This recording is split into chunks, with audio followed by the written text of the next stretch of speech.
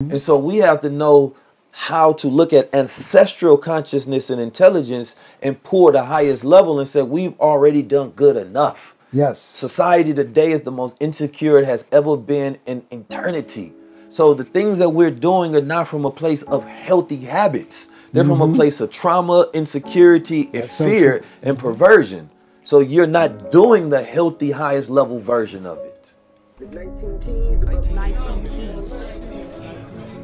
I appreciate my pops for teaching me how to be a guy. From a boy to a man, and ultimately back into the natural state of being into a God. As guys, we're supposed to always move with that higher self. I had to be able to execute it. Having knowledge is not power. The execution of knowledge is power. Knowledge makes a man unfit to be a slave. Because the only real knowledge you can get is knowledge of self.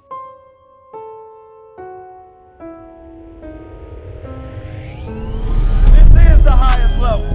The highest level is ownership. The highest level is power. The highest level is sovereignty. The highest level is higher consciousness. The highest level is when we own our own culture. Excellence at a very high level. Appreciate it. Not eye level. A high like that. It's time for a high level conversation. We're here for another high level conversation. 19 keys, and this is High level conversation. tap in with the God. Peace family is 19 Keys with another episode of High Level Conversations. Today on High Level Conversations, as all days, we have very powerful, special people. This brother in particular, you probably have actually been affected by his works and his wisdom and his pilgrimage that he has been set on throughout his life. He is known as the father of the Ankh, the first initiated Kemetic priest in New York.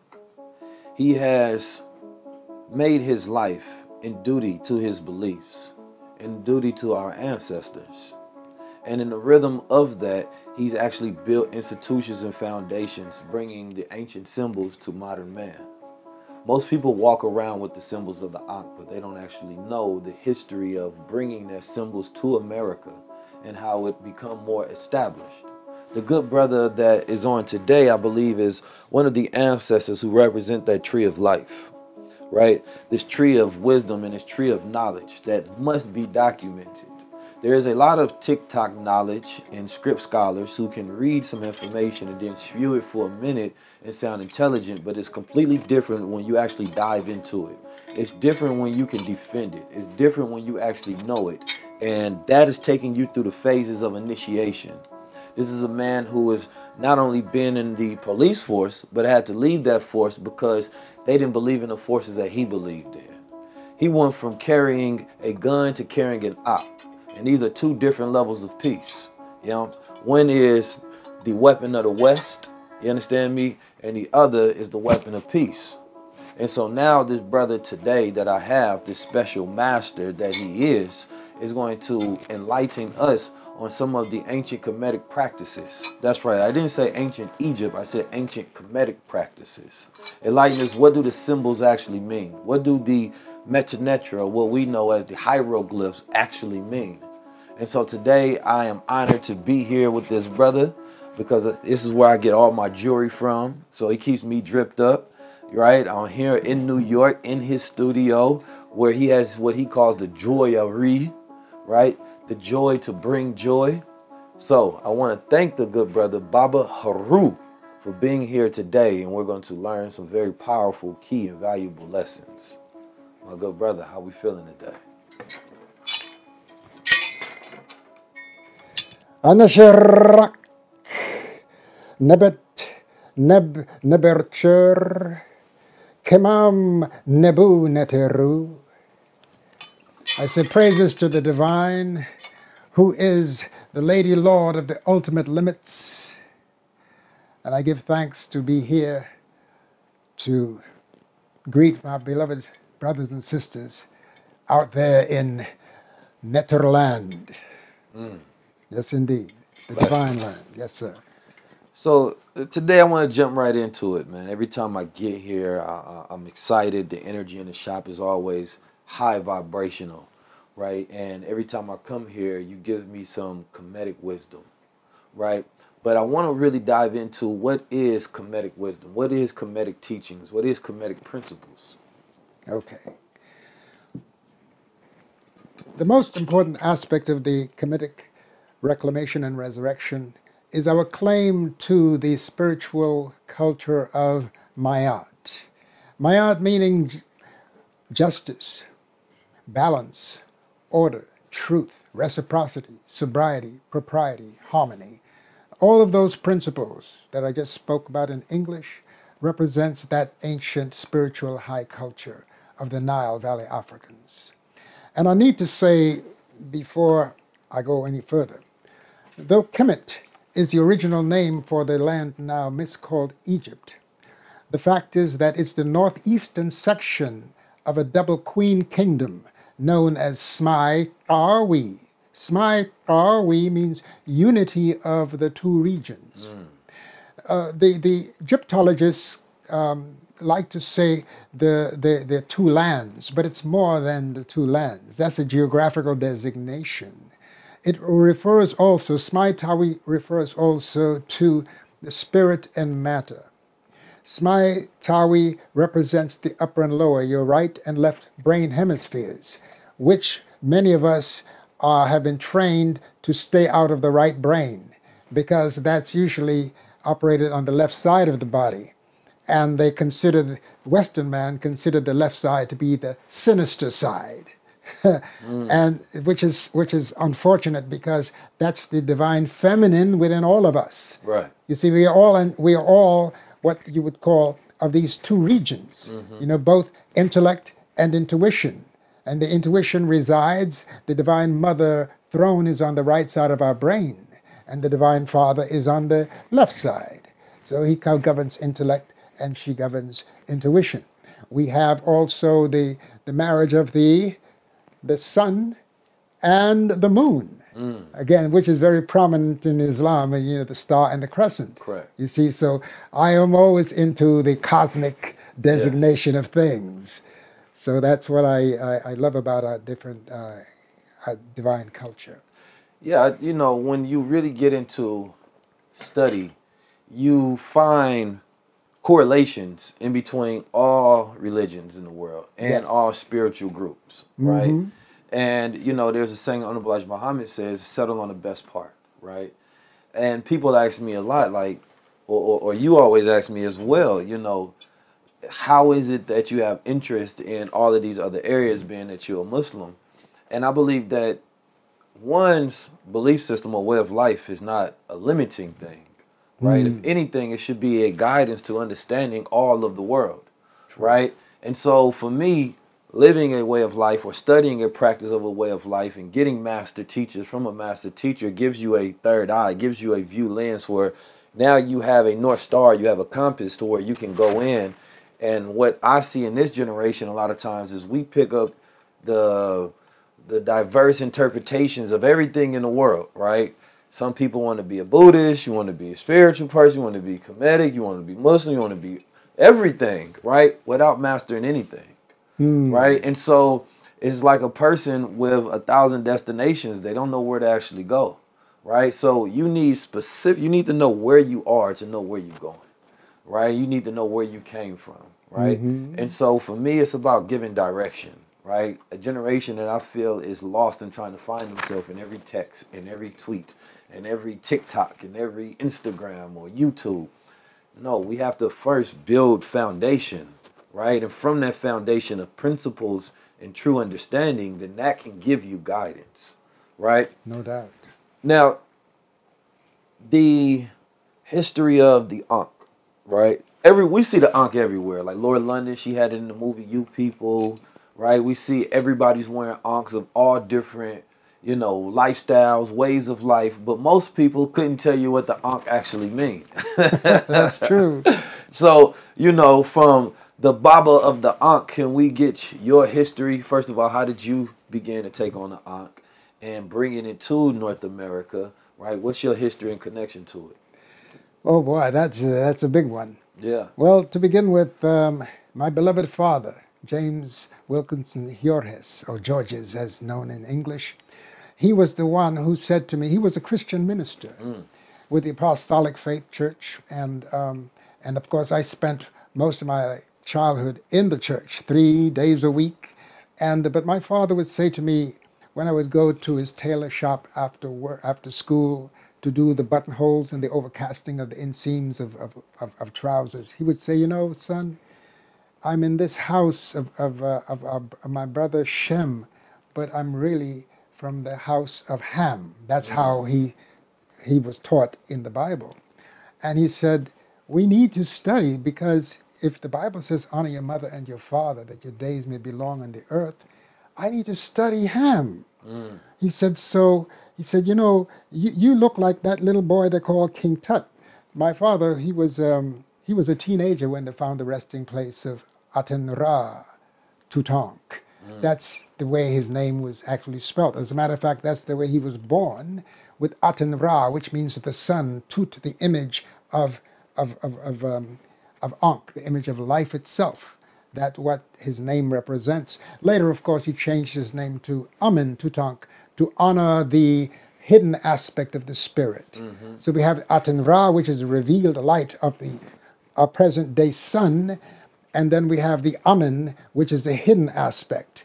Ra itself is the hidden sun, the sun behind our sun that we see in the sky every day.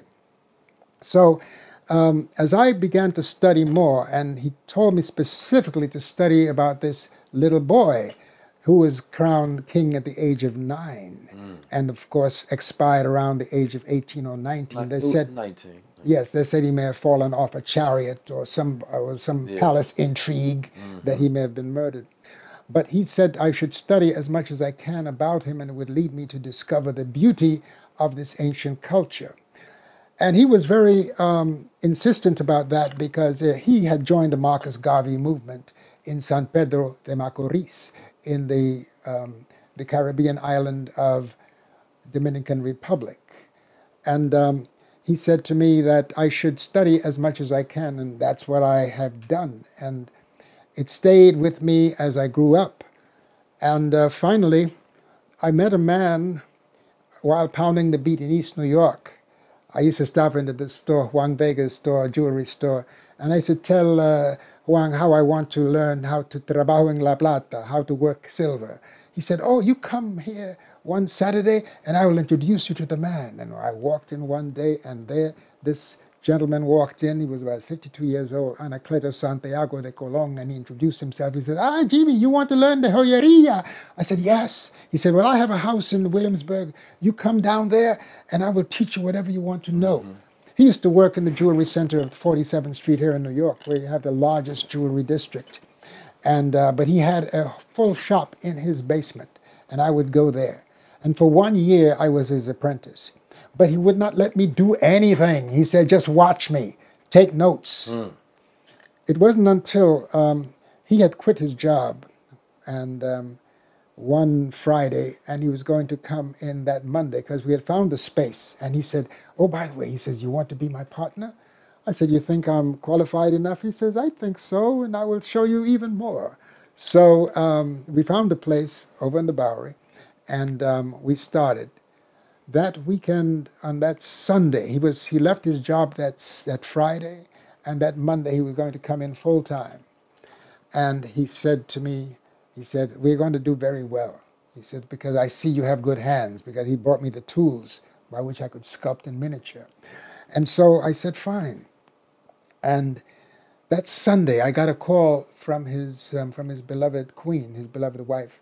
Anacleto se murió, that he had died. He had a heart condition. And he kept telling me, he said, "I don't have time for you to do anything. Just listen and watch everything I do." And it wasn't until I came back from the interment, his funeral, that I casted my very first piece. I was sculpting a lion's buckle. And when I put it in the oven after the wax melted away, because we were using the lost wax process, which you can Google that, what the lost wax process is. That's how a lot of the jewelry is made today. And it was amazing how, when I saw the ears of the lion coming out of the investment, I said, oh my God, I can do this. And I dropped to my knees and I thanked His Spirit for giving me these tools by which I could use to help to awaken my people. Because I realized that in addition to knowing about the history, I had to produce something from the inspiration of this history. And because of the fact that I noticed that, that people were wearing different emblems, and my family would say, you have to give the people what they want. I said, well, I think I'm going to give them what they need if it kills me. If I go broke, so be it, but I'm going to give them what they need. They need emblems of our culture, because we need to walk around and be teachers. Each one teach one, as Alma John would say. She was the first registered nurse in Harlem Hospital, and she received an Ankh, by the way. And so it was my duty to bring this key forth, because I noticed on the temple walls that our ancestors were always carrying this key, holding it by the feminine principle here. All the kings, the queens, and all the nobles were carrying the Ankh. And so I said, well, I think it's time we start to carry it again. And so, of course, at the time I was a police officer, and I was, I don't like to say police officer because that brings a memory of the slave catchers. Yeah. I prefer to see myself as a peace officer. Yeah. Because that's what I did. I brought the peace to the beat, and I love to walk the beat, to talk to the people. And I got some pushback for that because I spent too much time talking to the people. Right. I said, well, if you're going to... And you was wearing your Ankh? Over my handcuff case. So you was wearing your Ankh, and did they didn't like that, or did they care? No, I was psychologically tested. How so? Well, because I kept on wearing it because they said it was not part of the uniform. Right. And I said, well, so they had me go down to for a psychological test, and when I walked in, I threw the Ankh on top of the table. I think it chipped the surgeon's table, and he says, "What's that?" I said, "Oh, that's why I'm here, because I carry this." He said, "Can I touch it?" He picked it up from the table. I said, "Of course, go ahead." He said, "You did this?" I said, "Yes, sir." Oh, that explains it. You're an artist, and everybody knows artists are different. He says, "Get out of here." He says, "Now I have to have whoever sent you down here to be brought down here to be tested, because they should know there's an artist, you are going to express yourself in a free way." And that's how I was able to then carry it. Of course, I did not make a big deal of quote, disobeying the command of my superior officers. But the fact is that I still carried this Ankh because I felt a balance, life, and I got the instrument of death, which I never used in all the 20 years I was on there. I don't like guns at all, but I know that that's how some people are rolling these days. So I prefer to carry this key. And that's powerful of a story. First of all, just in the sense that when we see the symbols out today, the knowledge that's out here today, you know, the information, there's a backstory to how it got here. And there was somebody who had to push and persevere, in order to deliver this information, right? Like, you know, I'm well aware of the ability now to wear the crown, but there's a, you know, long history before 19 keys, right? Like, so people outwardly wear the Ankh and there's no pushback, there's no issue now. But when it was people like yourself in the 60s, when you was wearing the Ankh, that symbol had not been known and it was foreign to the mind, right? And, you know, anything that was, you know, not traditional, you know, Catholicism or Christianity, right, was always opposed. And so I find that interesting because a lot of people don't know to recognize our elders for the privileges that we have today, which some people, you know, may take for granted because you don't think about like, damn, I get to wear my symbol, but, you know, who wore it first, right? What did they go through to where I can now be comfortable and it's normalized, right? And so as we talk about this key, you know, what does the Ankh mean? Well, to make it quite short, it's just a word in the Metu Neter, now known as hieroglyphics. It's a word for life because it honors first the divine feminine principle. It honors the divine children, the divine father. You see, in our culture, Nut, heaven, is feminine. Geb, earth, is masculine, and the children, holy daughter or son is the product of that comes out of the womb through the seed of the father.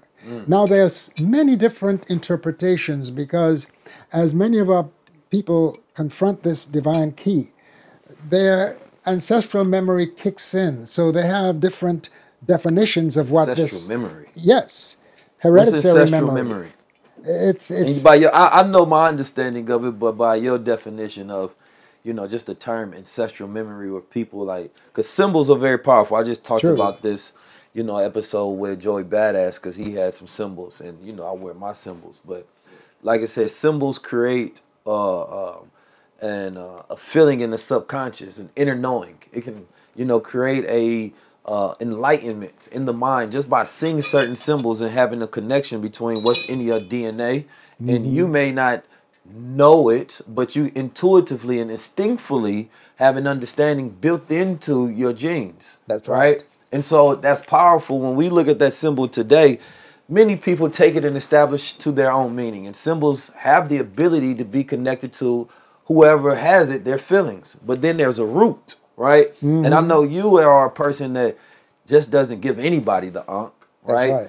You want people that actually know how to defend it, that know the understanding and that have knowledge of it. Right. But today we have a lot of symbols without substance, meaning people carry these names, people carry symbols, people carry claims, but they don't actually have an ability to back it up with any true understanding. That's right? so true. But why is it so important for a person to have understanding, right, when we adapt all of the knowledges of the world onto ourselves as if they're just brands like Gucci? Well, you see, this divine key has met a lot of opposition in the beginning because Hollywood has spooked people about anything Egyptian. And I say Egyptian in quotes because that is not the name of the place. Pushing the concept of linguistic sovereignty, we want to call things by their true name.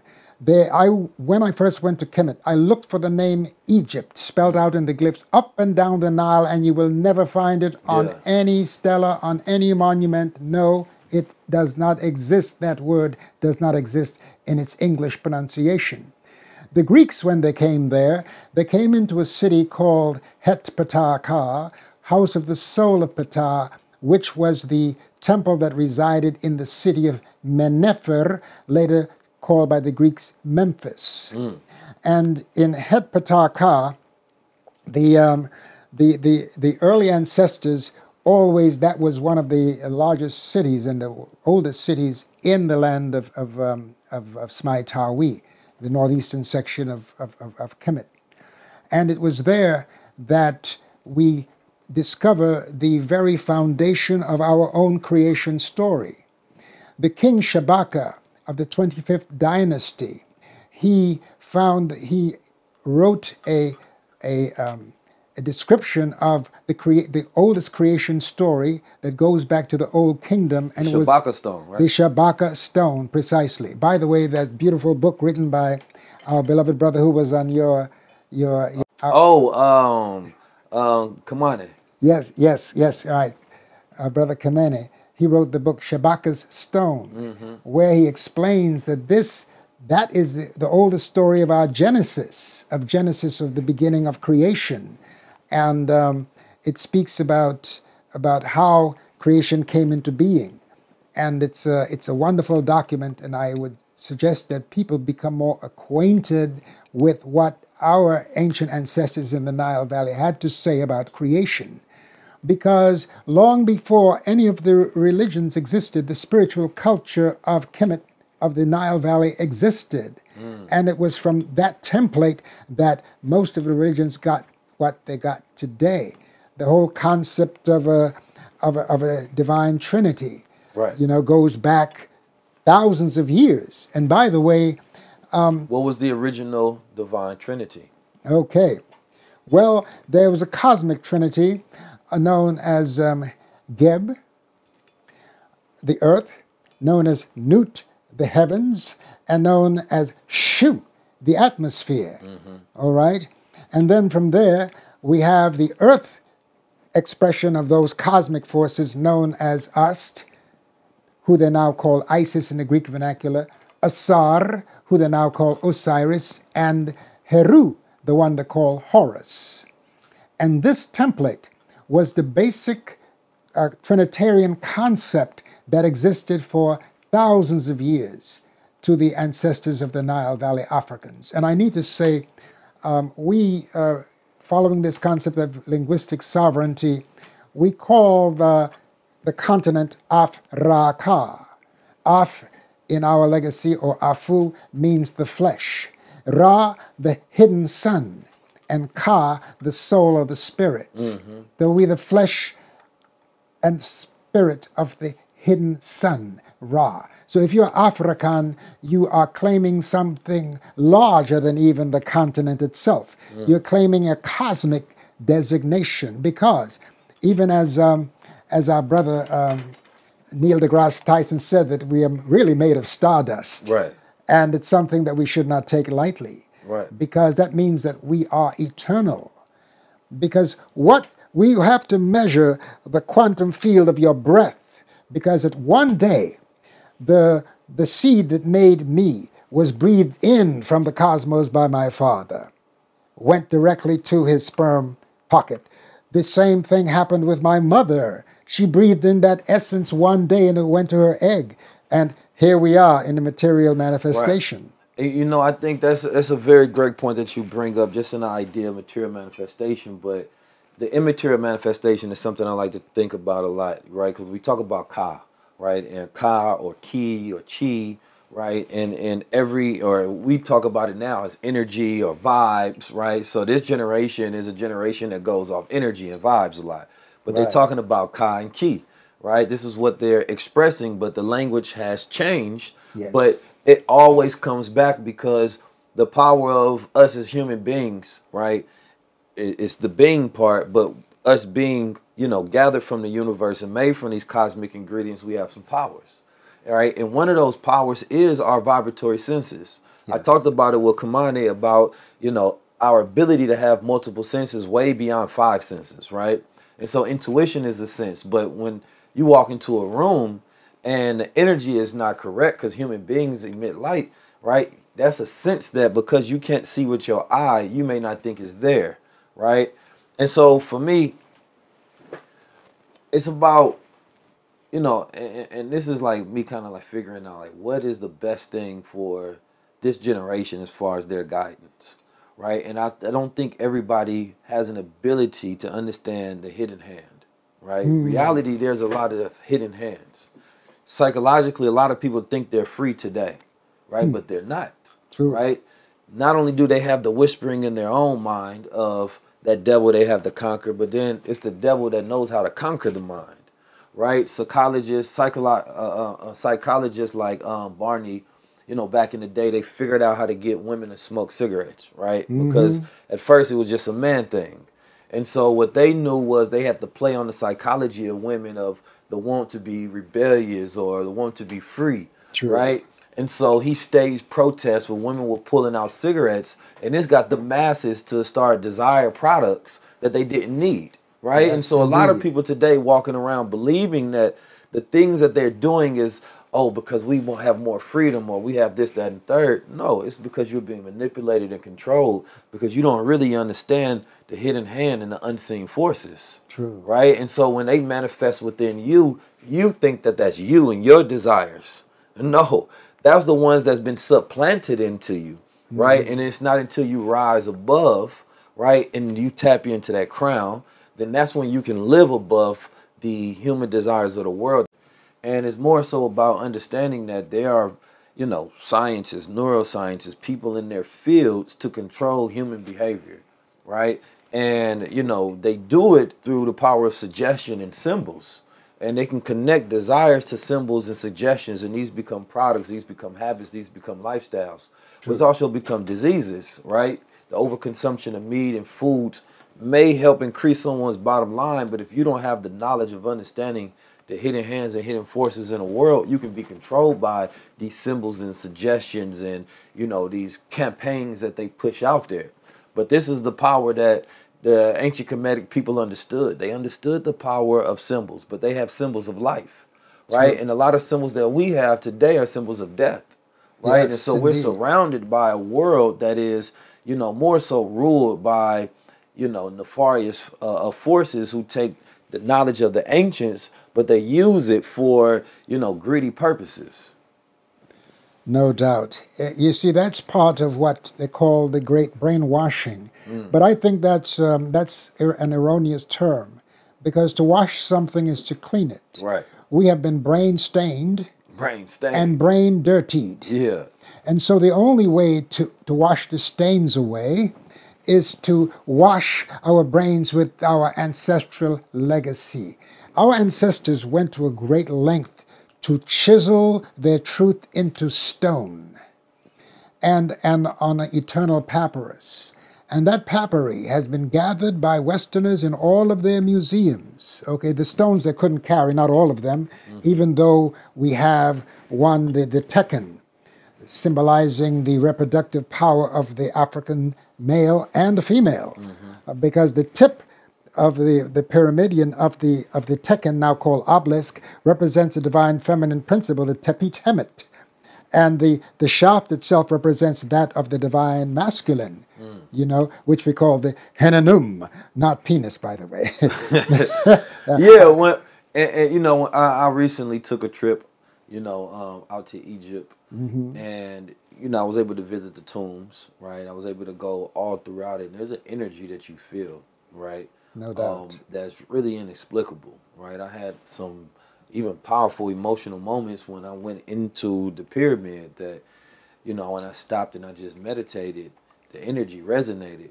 But I think for me, what I appreciate the most about, the ancient Kemetic people and the Egyptian legacies is the amount of things that they have that represent unity, right? And unification, right? And you can't go into any society and build anything until the culture is right, right? And this is where we have an issue as a people because we haven't figured out our culture problem, right? And so they had a culture of unification, whether they had a lot of words and a lot of terms towards it, right? Yes, they had indeed. symbols that represented unity, That's right? right. Handshakes that represented unity. There was so much around it. So it was in the fabric of their culture was unification, whether it was the Lower Egypt, right, with the Upper Egypt, whether, it was symbolizing the crowns that was worn, right? And so if we actually, let me ask you, more so as a thought experiment, if you will, what symbols and what things that we can embed in our culture that is similar like the ancient Kemetic people that you think can enhance us to that golden goal that we have, which is unifying, because we know that that's our power. Well, the concept of unity was actually the name of the nation. I think I mentioned that before. It was called SMI, R-We, Unity of the Two Regions. And it's very important that we call the nation by its true name, because we're talking about the unification, the political or geographical unification of Kenset, known as Nubia today, of Kush, now called Ethiopia in the Greek vernacular, or Abyssinia in the Roman, and of Kemet. Okay, these three regions, because you see, we have to erase these Berlin Conference lines of modern-day so-called African nations. Those are abominations that has caused a lot of blood to flow, where families were split apart, and some were shoved over here, some were shoved over there, and this disunity took place, and we still suffer from that disunity today. Nowadays, we are finding that same type of disunity existing between folks who are born here in America and folks who, let's say, come from the Caribbean. And in both hemispheres, they both have attitudes, thinking that, well, I'm better than you, I speak different from you. I remember when I first came to America, I was speaking King's English. I had that very, very clip British accent because I went to British school in the island of Tortola. But I also knew how to talk the island talk, with that broad talk type of thing. And where we're not being too proper in the pronunciation of words. And that got me a lot of pushback, because they would say when I spoke, King's English, oh, you're talking white. But when I went to talk the island talk, oh, you're a coconut. So between being white and being a coconut, talking white and having a coconut language, I had a difficult time getting in until I read about Sidney Poitier, the problems that he had being born in the Bahamas. When he came to America, he was speaking in that island accent too. So what he did, he began to look at the newscasters because everybody could understand the newscaster. So he figured if he copied the newscaster's speech, that he would get over. That's smart. So I did the same thing. And it created still a problem for me because I was still talking white. Right. You know, it's interesting for me, communication, right? Utilizing that throat chakra, that power.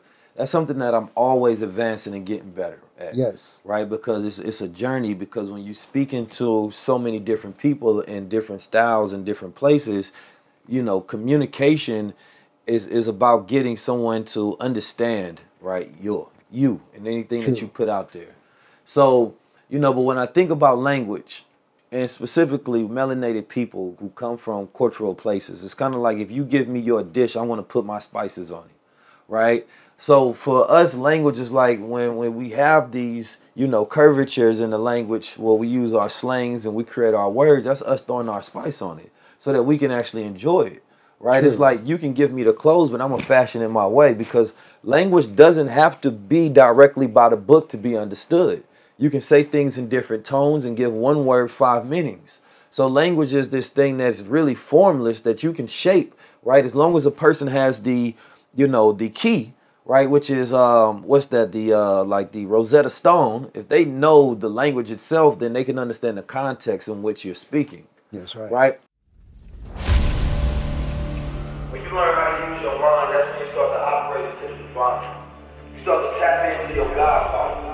That's when you operate and learning how to take your thoughts and form them into reality.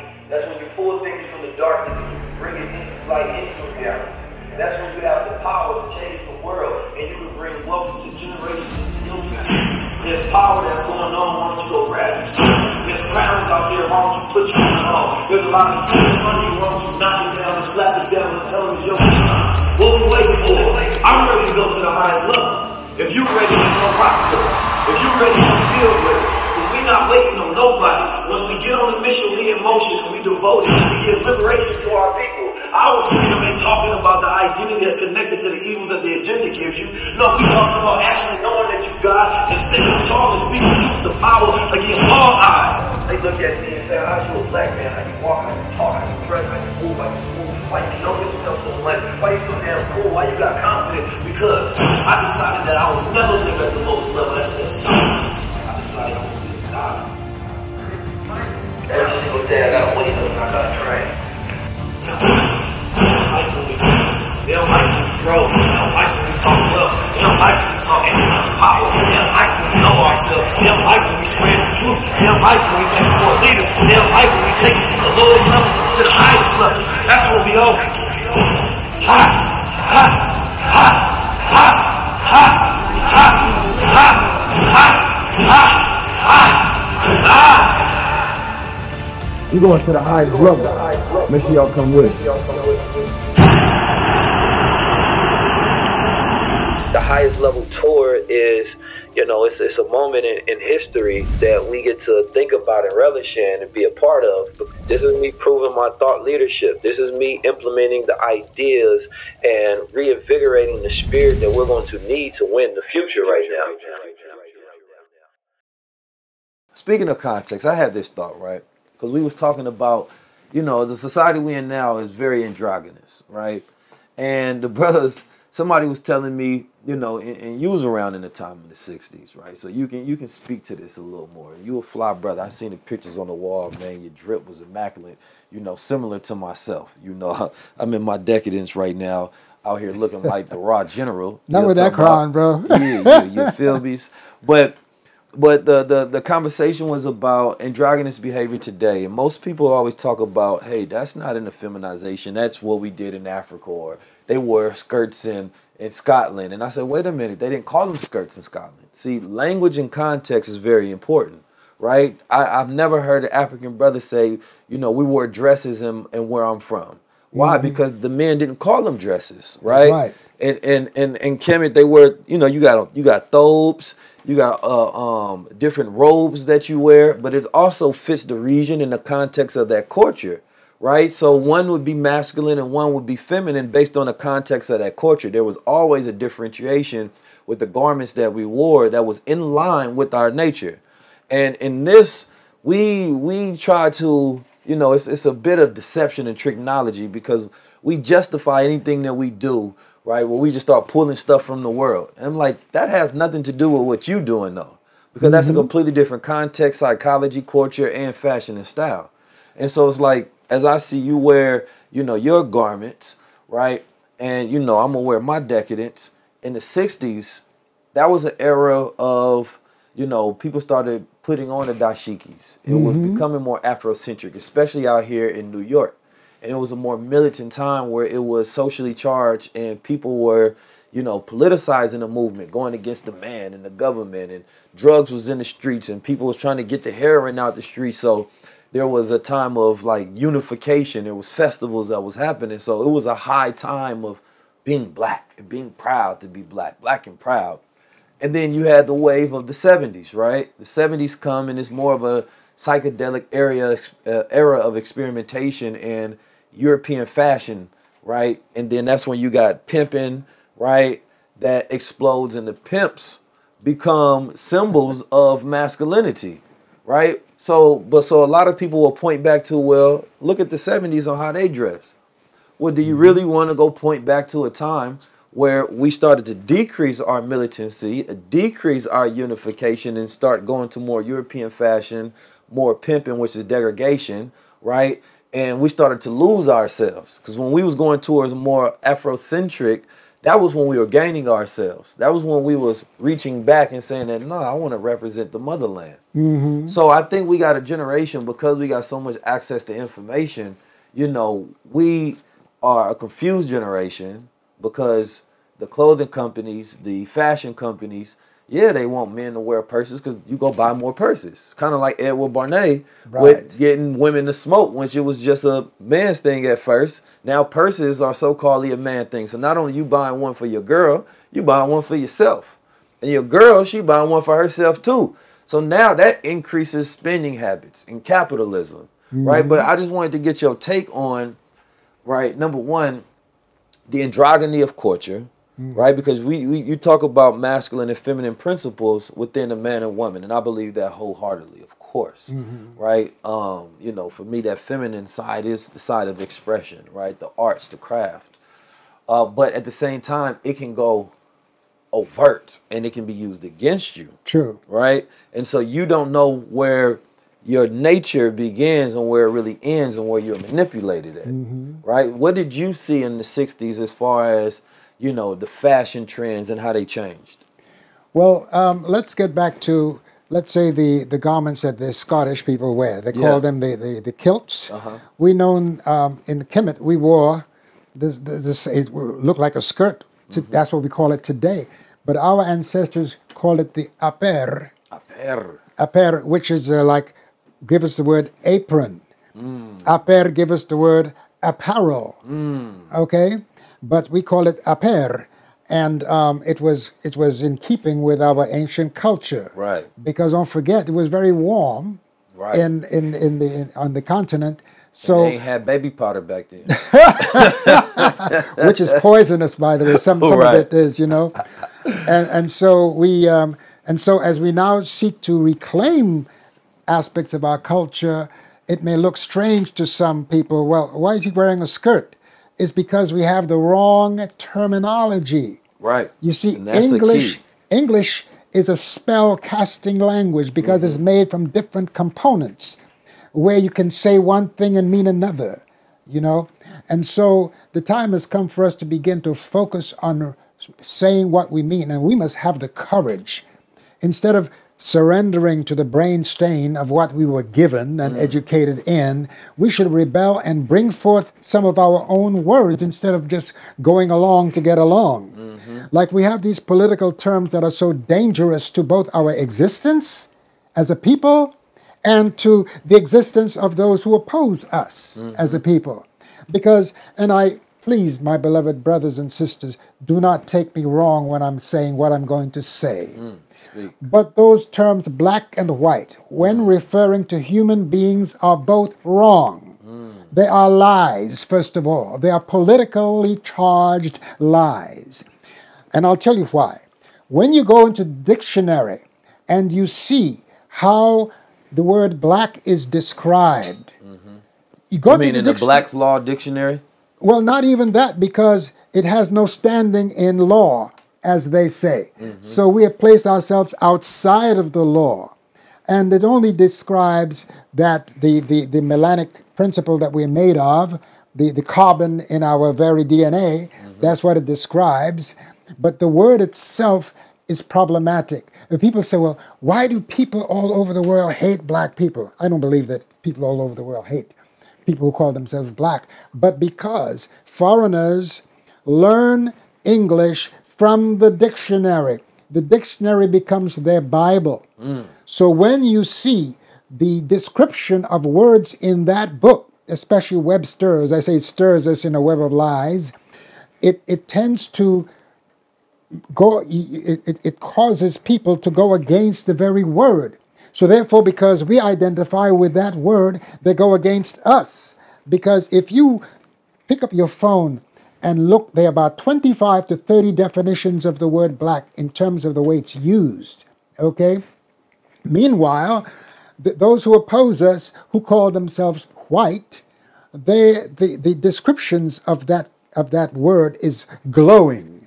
It's so beautiful, and everyone wants to identify with that.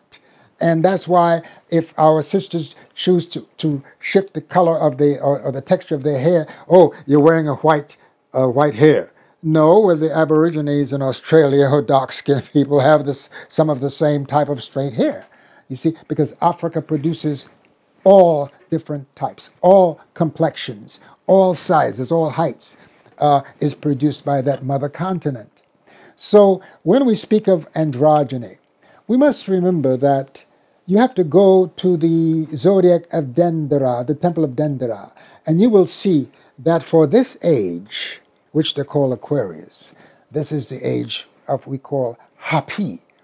And Hapi is also the name of the two Niles, the Blue Nile coming out of Lake Tana, the Iteru Kepset, and the White Nile coming out of Nyanza Victoria in Somalia, Kenya, and Uganda regions. This is the Iteru Hedge, or the White Nile. And these two rivers are shown as pictured on the temple walls as two men with pendulous breasts and with a pregnant belly. That goes to show that is the inundation of the river. And the fact that the men have breasts, pendulous breasts, indicate that the Nile River delivers the food that nourishes you. But you see, that kind of understanding is something that we have lost. So when we look at this, we say, oh, these guys must have been gay. Well, those same two symbols of Hapi, the twin Niles, is what we use for this age that we call Aquarius, is known as the age of Hapi. And you will see the same configuration on the walls of these men with the pendulous breasts. So, but the fact is, it's telling the truth, because all of us are androgynous. The whole humanity, human beings are androgynous. However, if you come in a male body, you're given male instruments for your sexual expression, and the same for the feminine. All right? Now, the problem comes when you try to shift. Now, let's understand this, and this is where we get into a lot of trouble with our brothers and sisters in the LGBT community, because we fail to realize that everything is born out of the cosmos. And there are some people who come on earth in that way, with that kind of expression. And that's something very difficult for people of African descent to understand. So what are we going to do with these people? Persecute them? Kill them? We see too much violence against people who have this confusion, which much of it is brought about by some of our churches, unfortunately, Some of it has been brought about by the confusion, by what happens in some of our homes because of some of the terrible things we've learned on those plantations, okay, where that behavior was sent down. It's almost in some of the genetic memory of the abuse that we suffered. And therefore, we see young people who are molested before they're in their adolescence will in turn be molesting others even before they grow up. So this thing spreads, and now because of a certain agenda to keep certain populations down and to raise other populations up, they are putting it in the soil now. So the very foods that you're eating are being neutered and neutralized. Okay? You're eating grapes with no seeds. Oh, seeds are an inconvenience. You have to spit them out. Oh, you should be planting them, right? However, this is a problem, and then we end up really beating up on people and killing people because of this confusion brought about by some of the society's behavior. Okay? And the sad thing is that it has become a war now. And we are seeing that people who are having this kind of expression and are looking for people to recognize their humanity are being murdered. And that is wrong. Okay? To kill anyone because you don't know how this person, what their experience has been. And when some of them tell you that this is how I've always been, we forget the law of spirit. That spirit chooses to express itself in ways that we may not comprehend, because spirit has a veil of hiddenness. And that's why the spiritual life is one of discovery. It's not one of imposed belief. Because belief is temporary until knowledge comes. The Bible said, my people are destroyed for the lack of knowledge. That's correct. It didn't say for the lack of belief, because we have much belief. But true knowledge is something you've got to search for. It's like, and belief can sometimes be an addiction. You tell the one who smokes cigarettes. I just heard of a family member who lost all her fingertips because of cigarette smoke. And she believes that she could not do without that cigarette. And therefore, her lungs spotted with cigarette, with nicotine. Right. Because of belief. The same for alcohol. You see? You spoke a lot about a lot of different things. So I want to dial back a little bit. It's Good. going to be a little hard for me to go back because that was a nice monologue.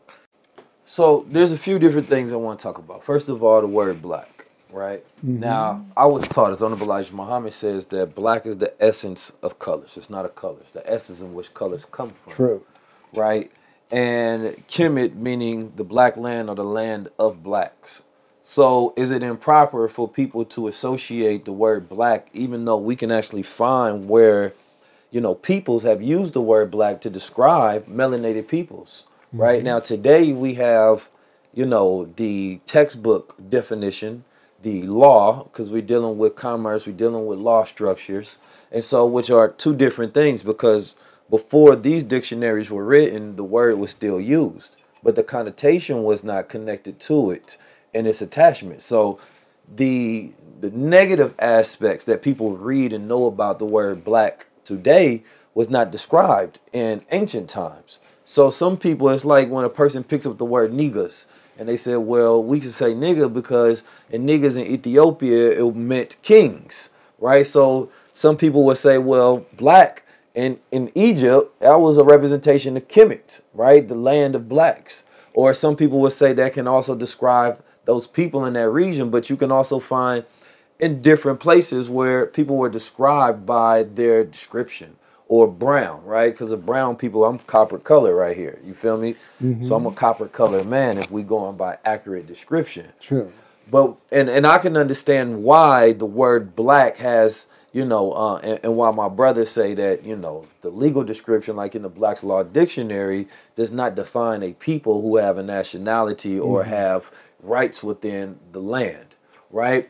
But then we look at the Jews, and they were able to get, They recognized as a religion, from a nationality to a religion, like being Jewish was recognized from a religion to a nationality, rather, right? And I was thinking, like, if they can get, this recognized as a religion, I mean, as a nationality, why can't black people get that recognized as a nationality and change the books? Okay. And the reason I say that is because the question becomes for me is, a word is a word, right? We can stop using a word. I'm fine with that. I'm not attached and emotionally charged to words like that. The question becomes is, what's more efficient, right? What's the easiest process to do to get black people to stop calling themselves black, right? Or for us to change the definition and connection and connotation to it. But when we talk about, like, let's say reparations, and we say, well, we're going to give black people reparations, there's no specificity of who gets that until you go look at, like, what Tariq Nasheed breaks down with African descendants of slaves, which is then saying that, no, we're talking about American, right? Native American people, or, and by Native American, I'm talking about what's known as black people. You feel me? And we're saying that this is the way for us to identify them in America. Because when we say black, that's the Caribbeans, that's my African brothers, that's any immigrant that comes over. So how do you know who to give reparations from? Yes, you have to have an identity so that you can even direct these reparations to the right people in the first place. So in that regard, I can understand, because that goes towards process, right? But as I was asking before, when we talk about Kemet, what does Kemet mean? Okay. In reference? I'm a musician. I had sir. a band in the 80s, and I still play my guitar every so often when I get a chance. I'm very much into sound and the power of sound to create certain spells. When I say come, and I've lectured in halls filled with hundreds of people, and I would say the word come, come, come. And I say, now say the word black, black, black. And I say, which one gives you more resonance? Where do you feel it? Everyone says, come. You can feel it when you say the vibration comes in here. What if you say like black? No, you still can't do it. I try. You see, because as again, it's about Blood. It's about resonance. It's about the musical sound of things. Like they say in the beginning was the word. I beg to differ. In the beginning there was a sound, because the metuneter Frequency. and frequency. The metuneter, now called hieroglyphics, was actually more sung than spoken. Because, and we as a people, we like to sing, don't we? We love that musical sound. And and please understand, I understand the use of that word black in our present day usage. I'm not trying to say we must cancel it. No, it has a great use because of where we are. But when you come into establishing linguistic sovereignty, we are charged with infusing our ancient ancestral terms and sounds into this language, because Western man has brought Roman or Latin and Greek terminologies into our use. So what's wrong with us planting the same seeds in this consciousness of our children and giving them terms that we may use, among ourselves if we find that I'm not against the present use of these terms at all. But at the same time, my brother, just like in symbols, and you spoke about this before, do you think that if we were wearing ankhs and knew what it meant, that it would be that easy for us to be killing each other on the street corners? I'm asking you that question. Do you think that if we were wearing ankhs as a symbol of our reverence for life, which is what it represents, that we would be killing each other? But notice... No, even if we was wearing crowns. Hell no. Okay, precisely. But look, because of the fact that we are wearing a symbol of death, those young men who go on the hip-hop award ceremonies, all of them is wearing a symbol of death. the symbol of a crucifixion of a good prophet. And but in their pockets, they have the instrument of death that this nation relies upon. They are worshiping a gun, all right? And that gun and the symbol they're wearing makes it fine to do what they do to each other on the street corners of the cities. Crucify each other. Precisely. We are crossing each other's lives out, and I need to say this to my brothers out there on the street corners. When you hurt another brother, you are disrespecting the mother. And we come from a matrilineal and matrifocal culture where the mother does matter. And the fact is, when you kill your brother, you are harming his mother. And I say this to those 5 police officers who did that to that brother in Menepher, now called Memphis in the Greek vernacular. And that particularly bothered me very deeply, because these men, many of them were initiates in Greek fraternities. And these fraternal orders have the elementary knowledge of Kemetic sacred science. I said elementary knowledge because the Greeks only got the elementary education at the Peranks that they captured, because the priests were not going to give them the deeper secrets. So they're using shallow information. And that's the reason why people who took my course, Kemetics 101, when they joined various fraternities and sororities, they had knowledge that surpassed the very system that they were being initiated into. You know what? You bring up an interesting thought process, because there are Muslims, Christians, Catholics, people of all religious backgrounds join Greek fraternities. Yes. And for various reasons, a lot of positive and good reasons. But then I think about that. Like, why isn't it a Kemetic fraternity? Well, right? Not just in question form, but just in the thought process. Like, if we take, you got the Greek symbols, which to us is not empowering symbols whatsoever, because I don't feel any ancestral connection to Greek symbols, right? When I see them, they don't activate nothing in my DNA when I see a Greek symbol. But if we were to imagine, and this is just sort of like a thought experiment, like imagine if, though, instead of just having Greek fraternities, there are some Kemetic fraternities, or fraternities that are in representation of, I don't know, an OMAC fraternity. Like, why don't we have any other type fraternal orders to where we actually have symbols that's connected to us, that are actually connected to principles that are ancestral consciousness, right, practice as well. So for me, when I think about those things, right, it's okay for a Muslim to be in a Greek fraternity or a Christian to be in a Greek fraternity, but why not an African one? All right. Well, I tell you, I'm ahead of you right there. Because, come on, talk to me, man. Because in the 80s, yeah, I worked with 4 brothers from Brooklyn College. And there we established a fraternity, a Kemetic fraternity, and a Kemetic sorority, where the very name was in the Metuneter, the so-called hieroglyphic language. It was called Heru Neset Ra. Heru Neset Ra. Yeah, which means Heru on the throne of Ra. And then there was Heru Neset Ast for the sororities, okay, which means that Herut Neset Ast, that the female principle of Heru is on the throne of Oset. Ast is our divine mother. She represents the maternal principle in our legacy, like Asar represents the divine father. But the spiritual aspect of Asar is Ra. So that's why we called it Heru Neset Ra. And there's a brother, he's a divine martial artist.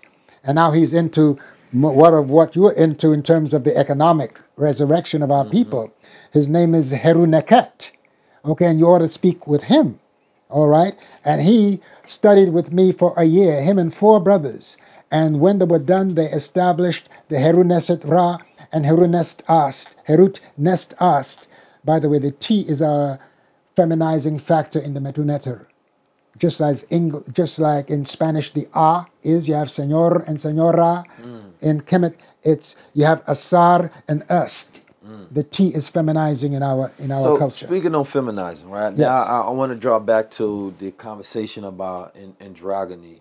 Because you said a lot of different things, and I would have to literally rewind to kind of go back to each point that I wanted to Precisely. Address. But one of them, context for me matters, right? Yes. Like I would never dress like an Egyptian because I would never put on, right, what now is perceived as a modern day skirt. I have no reason to, Right.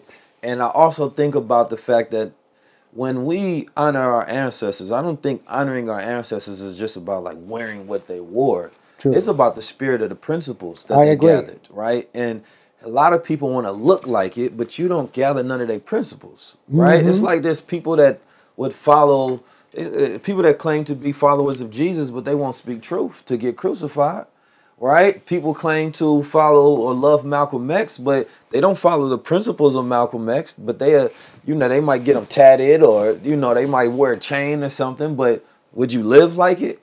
So it's completely different than taking on a symbol, but it's no substance. And then that symbol in new context can have a negative substance. Or it can have a miscorrelation where it creates a confusion because now it can change you, but you're not connected to the root of the power that was embedded in that symbol. So when we look at people in a completely different atmosphere and climate and say, well, I'm dressing like my ancestors, well, they dress like that because of their time, right? And their atmosphere and the weather conditions and many different reasons. And that was the style. Yes. So you just, this generation, I feel like we pick up everything from every era and we wear it. It's like it's vintage for us. That's right. But it don't have any real meaning. And in this era of androgyny, yes, there are real agendas.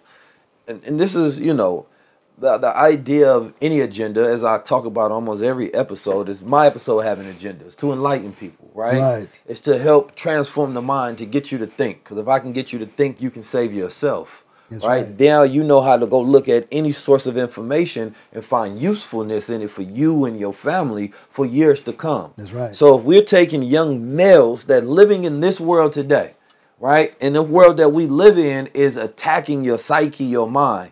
Right, from the food, from politics, from the school, right, from the environments, everything is an attack so that this young male doesn't grow up into a young man, right? And so the words, I don't respect people who use the word toxic masculinity, especially without the qualifier of what is healthy masculinity. Because anybody that teaches the toxicity of something, right, without teaching the healthy version of it, is only multiplying toxicity. So it makes the young man say, well, I don't want to be masculine because every time I hear about masculine, I hear about toxicity. Yeah. So you never teach about, and that's because you're coming from a place of trauma. So you're not teaching about it when, let me tell you what healthy masculinity is. Why? What does that do? Now you're programming the psyche of the young men to say, oh, well, that's what I want to become then. Because this is what I always hear what women want.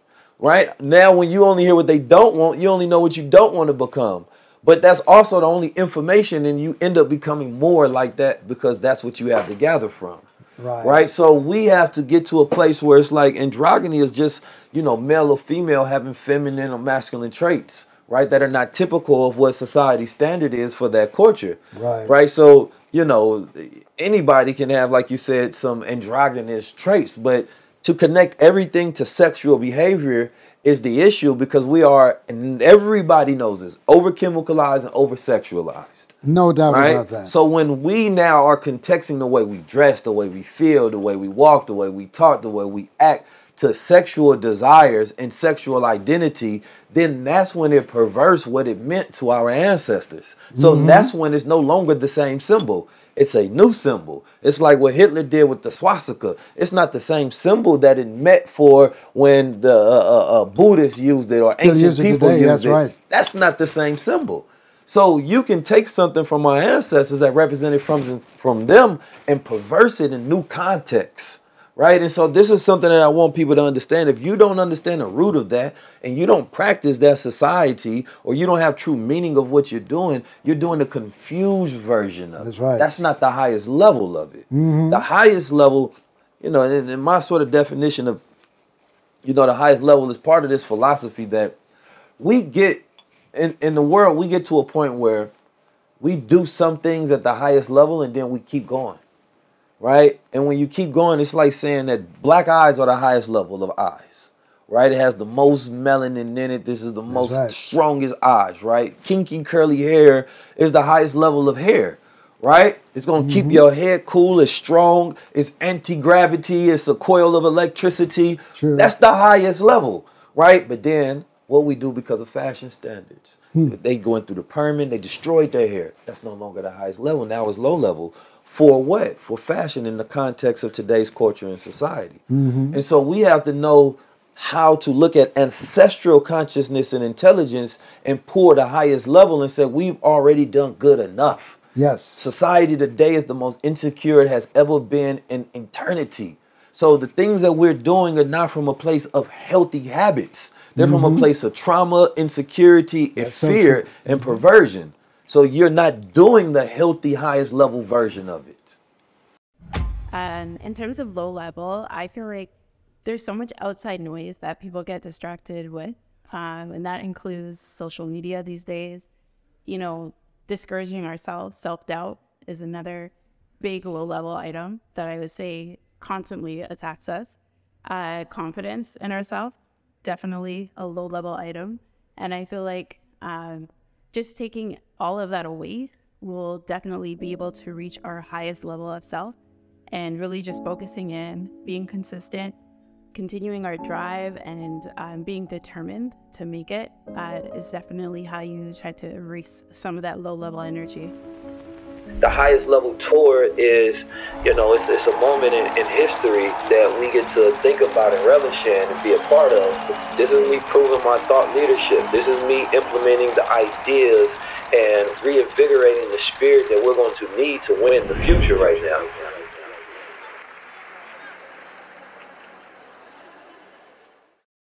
Well, that's one of the reasons why, like, I feel the way you do.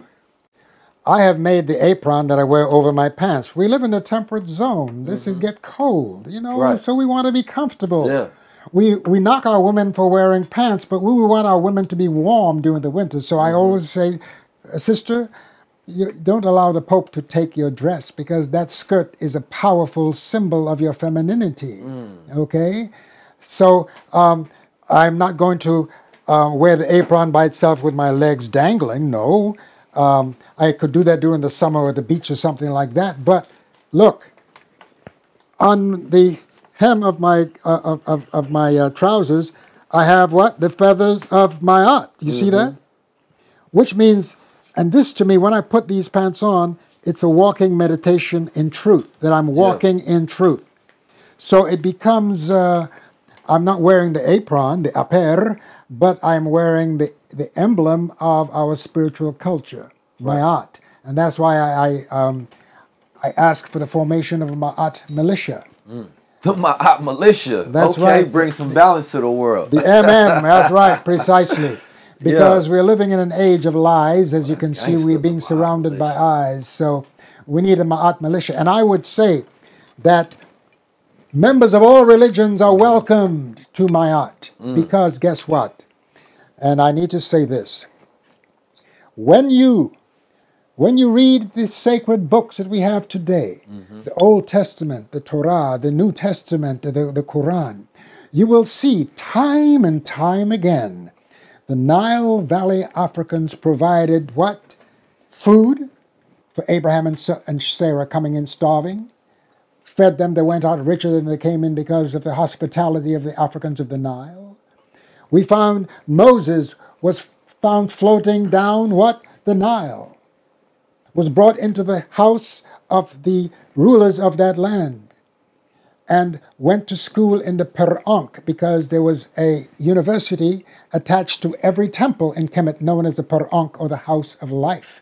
And that's where he was educated. And he was educated so well that he fulfilled the aim of all teachers, to have your students surpass you in knowledge. Because when Moses goes before the Pharaoh, as we read in the Bible, his argument, which they called a serpent, defeated the serpents of the king. of the king's priests. Why? Because Moses fulfilled the aim of his teachers, that he was able to surpass them in his knowledge. Because that should be the aim of every teacher. That's how we progress. Let's go now to the Christian faith, that Yeshua, who is now called Jesus in the Latin vernacular, according to the book, his father had a dream. Take the child into Egypt to be among his brethren. Why? Because Herod was about to slay the firstborn of Israel, including Yeshua, according to that story. All right? So I say to my Christian brothers and sisters who I love, I cannot not love them because I grew up in the Christian faith. And I want to bring them into the knowledge of Ma'at, which was the foundation of the Ten Commandments. All right? We have 42 laws of Ma'at, 42 confessions of Ma'at, which was undergirded the principle of ethics, of righteousness, of truth. All right? And this is what we lived. And this is what these prophets were taught. You could not come into the Nile Valley and not know about Ma'at because you experienced it. Even to this day, when I visited Kemet, and I've been there several times, the personality of the people, they're very welcoming, I find, except now there's some politics coming into it because there are many of us now claiming the culture. They are afraid that we want to turn, as they have said, Egypt into another Palestine. That we are going to, American blacks are going to come to take over. No, no, no, no, no. You're doing a good job to preserve the implements of the ancient culture of the Nile. And, Valley. not to cut your wisdom, but there, like, this is the funny thing to me. Yes. There are no examples where black American people have went and destroyed any culture ever. Precisely. So that fear is That's not in us. erroneous. Yes, it is. The fear doesn't even have any merit whatsoever. But we also, and this is what I wanted to ask you, going directly into that, the ancient Kemet people who are in Northern Africa, because there's no such thing as the Middle East. That's right. Right? It's a politicized term to try to take the pyramids out of Africa. By just making it up as if that landmass is not connected to the continent, which is wildly insane. But when I went there and I looked on the walls and I'm staring around, I ain't seen one light-skinned face. Man, if they were light-skinned, it was like light-skinned. You feel me? I ain't see one pale human being on that wall. They was all dark-skinned, you understand me, melanated with muscles, doing Kemetic yoga, you know what I mean, floating pyramids and living life. I even seen the sister, one of them had braids on and everything. Like, it's irrefutable that was a melanated brown person. Precisely. You understand me? So, like, today, we see they tried to do all of the fake, reimagining of what what the pharaohs would have looked like, and they always show some Nicolas Cage looking person in the movies talking in a British accent. Yeah, these first of all, they wouldn't survive the sun, couldn't work the day in there because they ain't had no suntan lotion back then. That's right. You understand me? So I don't know how y'all would have worked. You would have looked, your skin literally would have been burnt and peeling off in that hot sun. But number two, the depictions of the people by the people are still there and preserved. Yes, yes. So the idiocy of, if you haven't been there, maybe this is your ignorance because of the way you've been taught, right? And history has been, whitewashed. But in the reality, if you go there and you visit and you look for yourself, there's only one conclusion you can come to. That's it. The Egyptians were black. The chemists, the builders of the pyramid were black. That's simple. Well, I'm going to say this. I would say to my brothers and sisters, you better hurry up because some of the Egyptians, I call them Egyptians because many of them are foreigners, they are now chipping away some of the figures on the temple walls. They're also using pink paint to replace the color of the skins of what you will see on the temple walls. It's too late. It's documented. I've been It there. is. I already told people that what they look like. It's too late. Y'all can repaint all you want to. That's right. Right, but we know the original color. right? It's just like on the planet Earth. You can try to repaint history, but you can only go so far back. That's right. Because when you go far back, you go far black. I got a question for you, man. You know, with modern technology now, language changes, right? Sure it does. And the way we're using language, like we use emojis, right? Do you consider emojis to be the new meta nature, emojis to be the new hieroglyphs? Well, as long as we have the input and not just rely on others to create our emojis, that we should create our own that describes what we are about, rather than just signing on to what we are given. Because we always take what people give us. Come on, man. And we need to do our own thing. Right. That'd be dope if we had all hieroglyph, precisely, right, emojis, and it represented principles and things. We ain't got none of that. Well, you see, the thing is this. We had better hurry up, because the government of Egypt have mandated that all of their children from the 4th grade to the 12th grade are going to become proficient in the Medu Neter. And I'm telling you, that's a time bomb that they do not realize that they're planting, because among those children, there are going to be some who are going to be rebellious. And when they find out what's behind that writing, when they find the excellence, the beauty, the high quality of the spirituality of these ancient Africans of the Nile, is going to cause a tremendous catharsis within them, because they have been lied to. They have been told that these people were worshippers of animals, that the worship, Come on, let's get into it. That the worship, quote, many gods. Right. And a whole bunch of lies about these people. And I've got right here, people say, well, Baba Heru, you're not a scholar. No, I never went to a college to get any degrees, because I made it my business to be self-educated. Come on, man. And well, that's you why... know, those who created all of the herbs that we've had, all of the people who built the pyramids, the people who built civilization, none of them had degrees. Hey. And the people with degrees can't figure out how they did it, right? But they was able to line up directly with the degrees of the cosmos. They was able to figure out agriculture and how to feed their people and create systems. Degrees don't create systems. Degrees help you learn about existing systems. That's it. Right? So it's not teaching you how to be a creator and a generator and a manifester. That's it. That human design is not the blueprint. Maybe if you go to some of the schools that cost millions of dollars to go to, right? But that's not the general education that most people are getting. That's for sure. And so we need to, you know, reestablish the ability to learn, right? There's a story, and it's a simple story that everybody knows, but you got to kind of revisit it to really truly appreciate it. It's the story of the Sifu and the master. And the young Sifu, he was a student, and he was pretty good, you understand me, at his katas and his karate or his kung fu, whatever it was. But he heard that there was a master that can teach him to be the greatest who ever was, because he was great. So he goes to him and he says, listen, you know, I just need you to do these few tasks, and then I can teach you everything that I know, right? To the point where you can go teach others. And it's very simple. So he said, I need you to, he gave him some Karate Kid tasks. Go clean the floors, go wash the windows, go fill up the buckets, make sure that everything is spotless, right? Because what he did is he started to look at him and he said, okay, everybody doesn't need everything, but I want to customize this learning towards you. Right? And I'm looking at exactly what you need in order to get to that next level. He said, you're only missing a little bit. So he gave him this task, and the boy came back. He said he finished the task, and he said, what next? And he said, just wait. I got another task for you tomorrow. So he came back the next day, gave him another task. And so he's in there working. End of the day, he said, I completed it. What next? You come back tomorrow. I got another task for you. Right? And so on the third day, and he came at the end of the day, got a little fed up. He said, man, what's going on, man? I've been in here cleaning. I'm trying to become a master, and you got me over here washing floors and stuff like Karate Kid. So he said, listen, there are a few things you need to do in order to become a master. And one of them is learn the power of patience.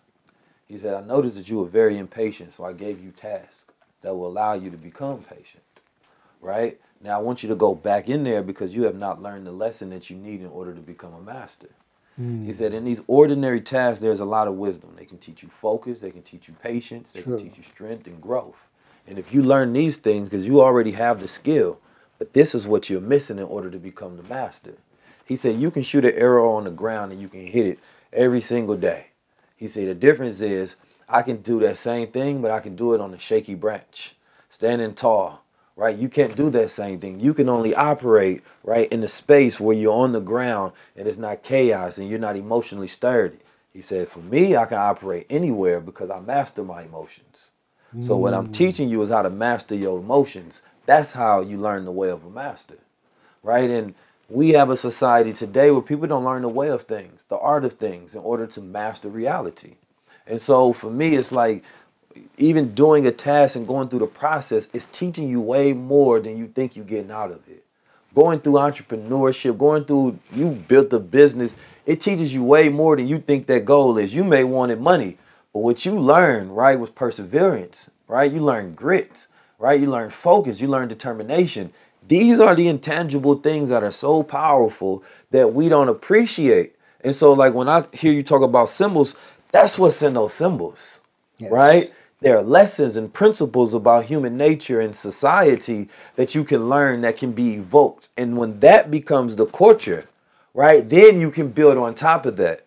But when you just want the money, right, but there's no culture behind it, right? And so this is the lesson of my generation, right? We have to learn the intangibles. We have to learn the virtues. And when virtues are at the forefront of the culture, now culture is ready to evolve. That's so true. That's so true. I tell you, as I listen to you, and it brings me into another aspect that our ancestors have been accused of, that they were polytheists. By the way, I want to say to our brothers and sisters out here, we pray to a deity that's totally male concept. It's a totally male concept with the German word Gott or God. And I'm not trying to take that word away from you, because many of our parents, many of our grandparents prayed with that name because of the sincerity of their intent. They got what they prayed for. However, we are called upon to honor our mother and our father, that our days may be long on the earth. So therefore, if our ancestors called on, if the oldest ancestors, the ones who gave refuge to all of the major prophets that we uplift today, called on divinity in the name of Netr, N-T-R, some say Netcher, then are we not called upon to honor them by continuing to use their sounds to invoke the name of the divine? I think it would be something as the same thing with the emojis. We should be creating our own emojis, but based upon a provable classical language that exists today. You see, we are taking a lot of side trips, which is necessary because we should have all of the knowledge that's put in front of us. But we're taking these side trips with the Anunnaki, we're taking the side trips with Atlantis, Lemuria, and Mu. Show them to me now. I can take you to the Nile Valley and I can show you the primary evidence of the existence of a culture and a people that you can read exactly the way they thought. So, for instance, people say, well, Baba Heru, you're not a scholar. Well, I am a scholar in this sense because those who accuse me of not being a scholar, I would invite you to try to sculpt one of my rings, the simplest one. And let me see how you make out with that. Every day I am sculpting the symbols of our culture, whether it be from West Africa, because I do not divide our mother. To me, it's a one with different expressions, just like we always worship the one, Netera, the great divinity, that had many expressions known as the Neteru. Okay? Just like you have God and you have the angels and you have various classification of angels. You have archangels, you have cherubims and seraphims and so on. Well, how come when we do it? And every time I have an opportunity, I recite this. I said, the Bible says, go to the ant, thou sluggard, consider his ways and be wise. It likewise said, be ye wise as serpents and harmless as doves. So, okay, ants can teach you stuff according to our Christian doctrines. So serpents, doves can teach you things, but you're not worshiping the dove. Burning bushes. Right. You're not worshiping this. Well, the Rasta may have a question about that. they are on that kush. You know, right. that kush. That burning bush is definitely right. happening. Oh, yeah, so Moses must have seen something in that Holy burning bush. Oh, you hear something else, that 19, I tell you, boy. You keep them hopping, bro. So I'm saying that the time has come for us to be originators again, not just take what is flung at us, like they flung the word Negro at us. We accepted that, and then we changed it. They flung the word African American. We took that, we changed it. We finally settled on black. We and these terms. And I'm saying that we still have more mountains to climb back to our true nature. And I invite our brothers to make that effort. I know we are in habits now, and habits are hard to break because addictions are hard to break. But if you want an N-word, call your brother Negus, the king. Call your or Neter, divine. Right. Okay. I use the word divine rather than the G-O-D word because divine is gender neutral. And one of the things that our culture teaches us is that there's always a mother aspect to divine side by side with a father aspect. Don't forget that even on the earth plane, the principle of Ast and Asar, both their names have a throne in their names. She has the throne and a loaf, symbolic of what? Provision, symbolic of food. Her breast. Matter of fact, the T determinative of the feminine in the Metuneter is or looks almost like a breast. It's a mound. The king's name, Asar, has a throne and an eye. The eye is symbolic of creativity. So he creates the throne upon which he sits and upon which the mother sits. Why? Because the first throne of a child is the lap of his mother. Okay, because it has the same configuration. That step, it looks like a step. The footrest and the seat and the back rest. Okay, and that is exactly what our ancestors was trying to depict, and what we should once again reclaim. I'm not saying we should stop taking lessons from the Greeks because they have the elementary knowledge, but the fact is our ancestors did not teach that to them, because one of the priests of Kemet told Solon that you Greeks are mere children. Okay, and so we have to go beyond the child phase to graduate once again the way our ancestors intended us for us to graduate from the Per'ank, from the houses of life, because the truth is life itself. And therefore we should pursue truth the way you brothers would pursue a woman, okay? Pursue truth the way you pursue a woman. Oh, man. Boy, they did it like that. Oh, man, it'd be different. You see? Let me ask you, I had a thought process as you were speaking. When it comes to the symbols, right? Because the ancient Kemites and Egyptians or whatever, they get, accused of, worshiping animals, right? Yes. Or worshiping the sun and things of that nature. So, where is the truth of that and where's the misinterpretation, right? Because we know that these symbols are not, they are analogies, right? Precisely. They are not meant to be taken as if we're worshiping a lion, right? Or we're worshiping a falcon. Right. So what is the true interpretation? The interpretation is in the quality of the energy we're speaking about. As you said, they're analogous. They're analogies to human process. When you say, well, he's as strong as a bull, okay? Because many of the kings took the title Ka, which a Ka was the bull. And the virility of the bull was specifically the aim there. The black bull. Yes, the king had to be strong. And we had special precincts where we kept these animals. And these animals were chosen by certain specific markings to be the divine representation of the Ka of this or that king. All right?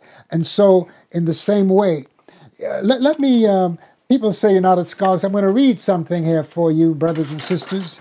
And I'm reading from this book that all of you can get, by the way. They now call it the Egyptian Book of the Dead. And you know why they call it that? Because most of us are dead to the knowledge that's in here. And in order to keep us dead to the knowledge that's in here, which is the Papyrus of Anui, which I visited the British Museum to look at myself, they call this, we are now not having this knowledge of the original system of spirituality that all of the major religions have borrowed from, because when Champollion discovered that he could, with the help of certain priests who were still alive, that he could read the Meduneter, the Roman Church was very angry, and they even tried to stop Champollion from doing his work, because they knew that as they got into the words of these ancients, it would toss their whole concepts upside down, because they were pretending to be the originators of things that they merely copied very poorly, I need to say. Okay? But listen to what this has to be said from passages of a book written by an Egyptologist. God is one and alone, and none other exists with him. Now, of course, they use the masculine form. But in Kemet, we would say the divine is one, and none exists with it, because it's a power, it's a force. It's not described in masculine or feminine form, but if we choose to, we say mother, father of all creation. We never deny the inclusion of the mother in things divine or in things earthly. The minute you do that, then you enter into a closed house where the woman is left outside and you are commanding her what to do when she's the one who brought your... I'm about to say something, but I have to curb my tongue, because sometimes the passion, I have to learn how to Excuse, that's control my passion talking. Yes, God, let me use the term that we use. Neter is the one who hath made all things. Neter is a spirit, a hidden spirit, the spirit of spirits, the great spirit of the Kemetic people, the divine spirit. Neter is from the beginning, and Neter has been from when nothing else existed. And what existed, Neter created after Neter had come into being. Neter is the father of beginnings. Neter is the eternal one. Neter is eternal and infinite and endureth forever and aye. Neter is hidden and no man knoweth Neter's form. No man has been able to seek out Neter's likeness. Neter is hidden to Neter, to divinities, and to human beings, and to men. And Neter is a mystery unto Neter's creatures. No man knoweth how to know Neter. Neter's name remains hidden. Neter's name is a mystery unto Neter's children. Neter's names are innumerable. They are manifold, and none knoweth their number. Neter is truth, and Neter lives by truth, which is Ma'at, by the way. Neter feeds upon truth. Neter is the king of truth, the queen of truth, and Neter has established the earth thereupon. Neter is life, and through Neter only man lives, only humanity lives. Neter gives life to human beings. Neter breathes the breath of life into the nostrils. Neter was never begotten. Neter produced, but was never produced. Neter begat Neter's self and produced Neter's self. Neter created, but was never created. Neter is the maker of his own forms, of its own forms. I use the term its. And the fashioner of its own body. Neter itself is existence, endureth without increase or diminution, multiplieth Neter's self millions of times, and is manifold in forms and in members. Neter has made the universe. Neter has created all that is there is in. Neter is the creator of heaven and of earth and of the deep and of the water and of the mountains. Neter has stretched out the heavens and founded the earth. What Neter's heart conceived straightway came into pass, and what Neter has spoken, it comes to pass and endureth forever. Neter is the father of the Neteru. Neter fashions men and formed the Neteru. Neter is merciful unto those who reverence Neter. Neter hears the one that calls upon Neter. Neter knows him that acknowledges Neter. Neter rewards him that serves him and protects the one that follows Neter. This is what the Egyptologists have said, and according to the writings that they have interpreted. Now, you have accepted the interpretations of the Hebrew language, of the Aramaic language. How come you don't want to deal with what your ancestors have left written in stone? By the way, Martin Luther King, when he was going to college, he wrote a paper showing the Trinitarian concept existed in the names and the Greek names of Isis, Osiris, and Horus thousands of years before the Roman, now the modern Trinity. And now the modern Trinitarians are denying that they got anything from these ancient ones. And of course, the movies that are being made in Hollywood would have us turn away from seeing these ancient Kemetic people as capable of the worship of the divine, that they worshipped animals. By the way, the images that so many ink has flowed against, these images served a purpose. They were not worshipped. They served a purpose of focusing the mind on a divine principle. So I just had to read that from a book.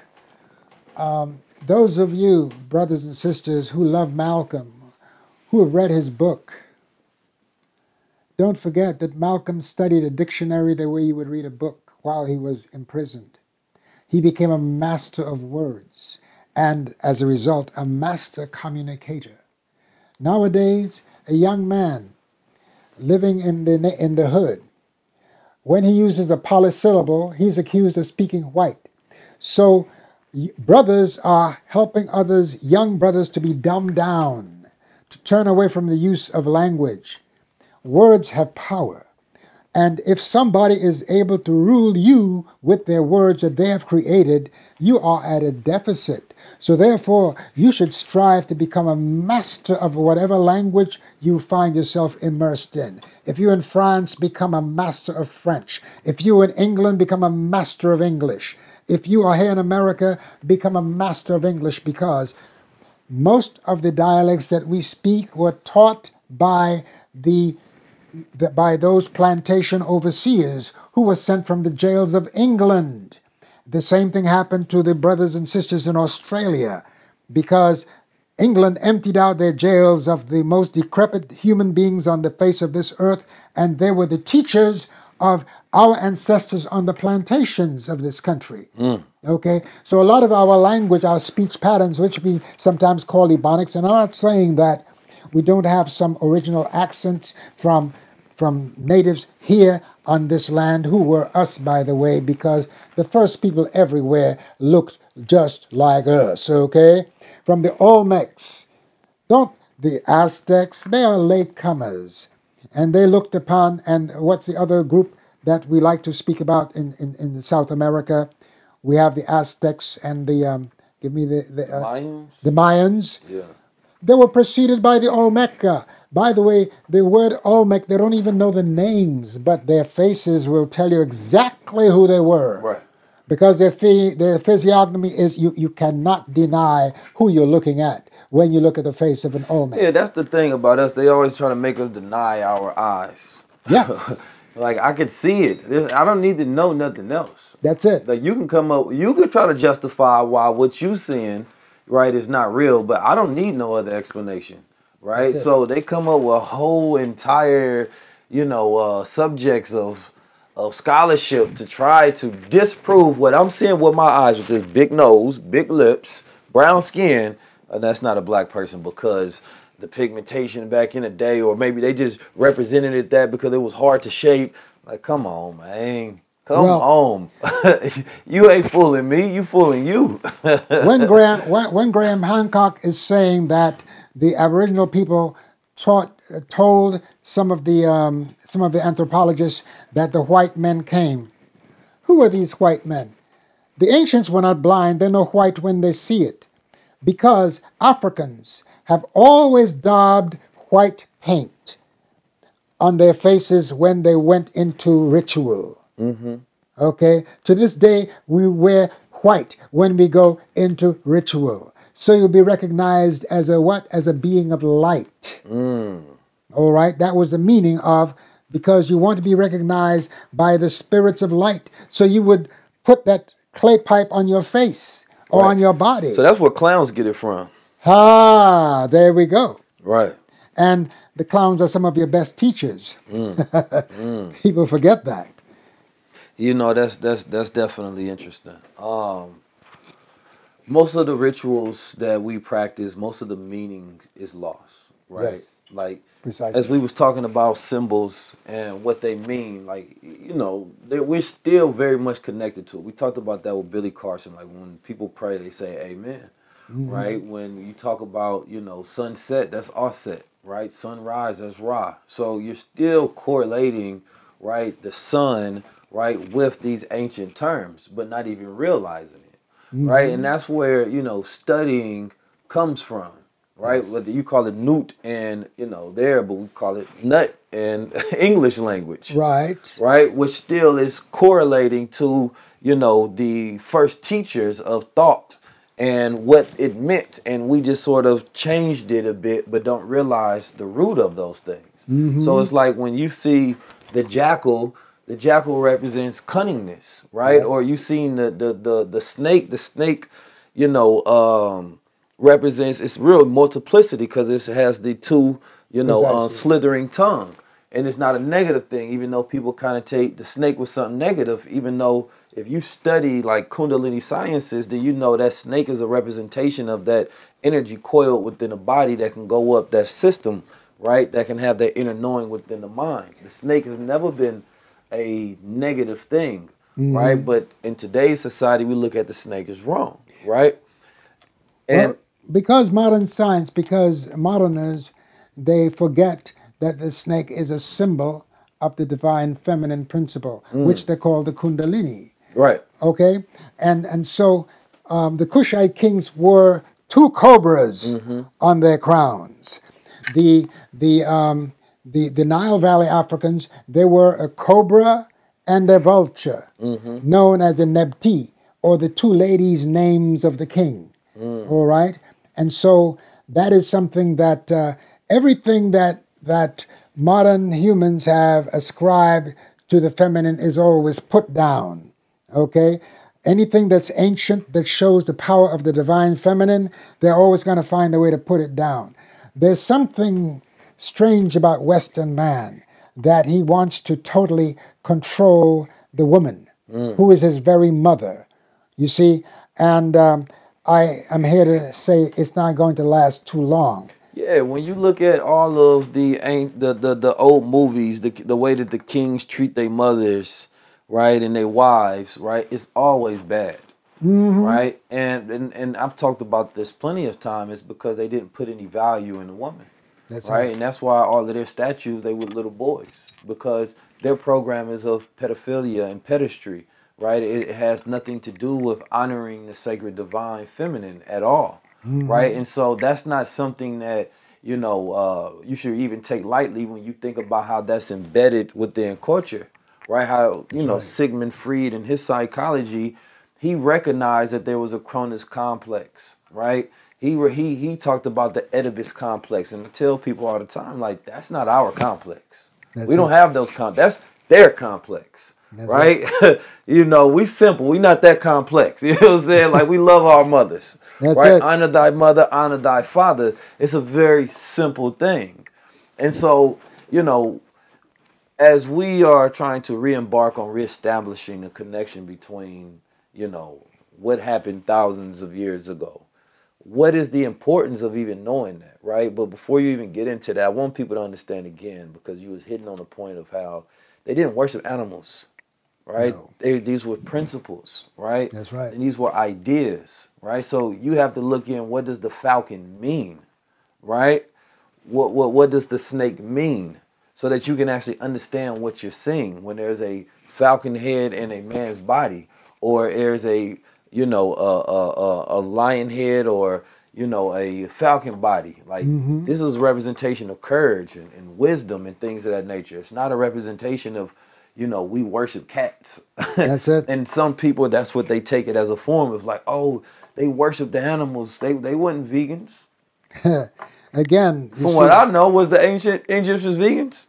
Well, not entirely. They ate fowl, and you would see Amentutank and his wife Atenra Ankhesenpa. You would see that she's offering him an arrow while he's in the thickets shooting ducks. So I don't think they was worshiping animals if they was eating animals. That's all I was saying. And I would say this too. Whatever animals they were eating is not the same kind of animals we're eating today. Listen, when we went to Egypt, they was offering us pigeon at the restaurants. Now out here, out there, it's a delicacy. Out here, pigeons are the most ghetto birds in the world. And they live amongst us, and they not afraid of human beings. So eating pigeon is like, it just don't make sense, like eating family members. Like, they always around. We feed pigeons, we don't eat them. But that's not a knock to y'all. If y'all want to keep pigeon munching, that's on y'all. But I'm just saying. When I went out there, I believe that they replaced what they said was chicken with pigeon. You understand me? Because it was some people getting plates of pigeon, and they thought they was ordering chicken. And I'm like, I ain't never... You ain't seen one that small, right? No, I ain't seen one that looked like that exactly. You know what I'm saying? It was Kentucky Fried Pigeon. It wasn't Kentucky Fried Chicken. So what do you think, though? And by the way, those pigeons are being fed denatured chemicals. Because don't forget, the river itself does not... The inundation of the soil that used to come in the waters is backed up behind the Aswan High Dam. That's why the Egyptians today are using chemical fertilizers, where they never had to rely on chemical fertilizers before. Because 75% of the inundation of the yearly menstruation of the river Hapi was the soil that came in the waters. That dark silt that made of that delta region the breadbasket of the then known world. That's why all the foreigners wanted to conquer that land, because that's where they got their food. And that was responsible for our economic viability because of the grain. And you can see that we recently made a movie by Taki Grant, which was photographed and filmed by Tehuti Films. One of my students, I encouraged him to go with Taki Grant to Kemet to film this film called Hapi. And because Hapi, the river itself, was the bloodline of the economy of the nation of Smaitawi. That's a fact. Okay? Without that river, and that's the reason why the modern-day Egyptians are a little angry at the Kushites, because they're building another dam in Kush in Ethiopia, which they have every right to do. It's their land. In order to get more power, more electromagnetic power to build their nation. But see, that was the great thing about them, is that they understood that, they can get their people to work as long as they feed them. Precisely. Right? And so by them mapping the stars and understanding agriculture and harvesting, they was able to feed the people. Right? You don't get to build massive projects like, this pyramids without feeding the people correctly. They can't do the work. That's it. And so we live in places where people, like in America, there's a lot of homelessness and people starving. Right? It shouldn't exist. That is when you look at the bottom of a society, that really represents the morals of a society. Right? And the rest of it is covered up in glamour and suits and, fine things. But no, go look at the worst of it. That's the true humanity of any society, is those who are treated the worst. As a matter of fact, the first foreign workers, who were the Slavic people, who were hired to work in the turquoise mines in the Sinai Peninsula, because turquoise was sacred to the Divine Mother in her name of Het Heru, known as Oshun in the Yoruba system, the Divine Mother who is a nurturing principle. Okay, and that turquoise, which represented both the heavens and the ocean, that deep blue, that turquoise waters, which you can really find when you go to the islands where I grew up, in Tortola and around Virgin Gorda and Anegada. There you will find the turquoise waters. And so the first people were the Slavs, from whom we get the word slave. Yeah. And that's the reason why I insist that we were never, never slaves. We were enslaved.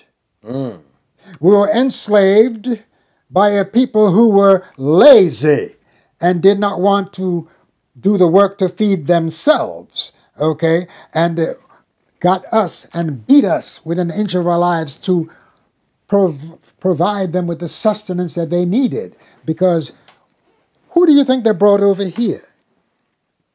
They didn't bring ignoramuses over here. Not all of us were unlettered. They brought over some of the best to survive that middle passage. Right. You had to be among the strongest and the best. And to survive the plantation, to survive Jim Crow, to survive the growing tendency to this racist attitude, you've got to be made of superior stuff. And I say that especially to my brothers and sisters here in America. Just because some of you have gone south, away from your true nature. I shouldn't say gone south because south is the source, really, both here and in our continent, because the royalty came from the south, not from the north. Okay, no matter what you have been told, it came from the south. Kush was the very, as a matter of fact, the land of Kemet would not even be there if it were not from the soil that came in the waters of the inundation, and people tend to forget that. What is when you say inundation, what do you mean? The inundation is the flow of the river that was heralded every year. We used to celebrate what we call Wep Renput. Wep Renput means the opening of the year. And that was a celebration that was inaugurated in my shrine, the Shrine of Ptah, here in America. And it's still celebrated every year here. The Temple of Anu, I just went up with them upstate, I think it was in upstate New Jersey, to a reservation where we celebrated the Wep Renput, or the opening of the year. The inundation is the yearly menstruation of the river, where the waters come from Lake Tana, mixing with the waters coming from Nyanza, Victoria in the south, and together they meet in the city of Khartoum in Sudan, and then flow down as one stream. Now, this is where we get the concept of the two ladies, Ast and her sister Nebethet. These two rivers are equated with the ones who resurrected the body of Asar. Why do you think Asar's face is painted green on some of the pictures? Because Asar is known as the vegetation. And sometimes his face is painted with a dark complexion. Why? Because the soil is dark. The food. For those who don't know the story of, Aset and Osiris, can you give us the story? Okay. And I want to really get into Set as well. All right. In the first times, our ancestors didn't say in the beginnings because there's the first times of every age. We are now in the first times of the Aquarian age. We have just went through the last times of the Piscean age. We went through the water element, and now we are ruled by the air element. Why else do you think the multiplication of all this stuff on the airwaves, the internet, I call it internet because it's a divine instrument that gets to many ears and many eyes that you wouldn't ordinarily capture. And so our people are being educated because of the airwaves. Even Bob Dylan said the answer is blowing in the wind, and this is a dawning of the age of Aquarius again, by that wonderful group that always had Kemetic symbols on their, what's their name? Refresh me. I don't know. You was there. I can't remember their name, but I know exactly what they was.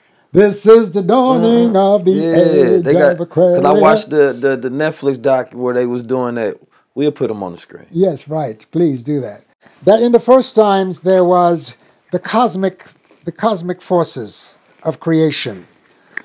There was Nut, the heavens, and there was Geb, the earth. And between them there was the atmosphere of the water and the wind, known as Shu. And Shu had a consort known as Tefnut. So everything was paired in the first times. There was always a masculine and feminine energy. So now, when this cosmic force coalesced and came to the earth plane, it came as a man and a woman. There were two pairs. There was Ast, the Divine Mother, and Asur, the Divine Father. And there was Nebuchadnezzar, the sister of Ast, and there was Set, the brother of Asar. So now, and there was Heru-Ur, which means the old Heru. But Heru-Ur had not yet manifested on the earth plane as a ruler, like they say in the Christian faith that Jesus was from the beginning, but did not manifest on earth until later. The same thing happened with Heru-Ur. That Heru-Ur existed but was kept in abeyance until manifestation on earth as the kings and queens of the nation. All right?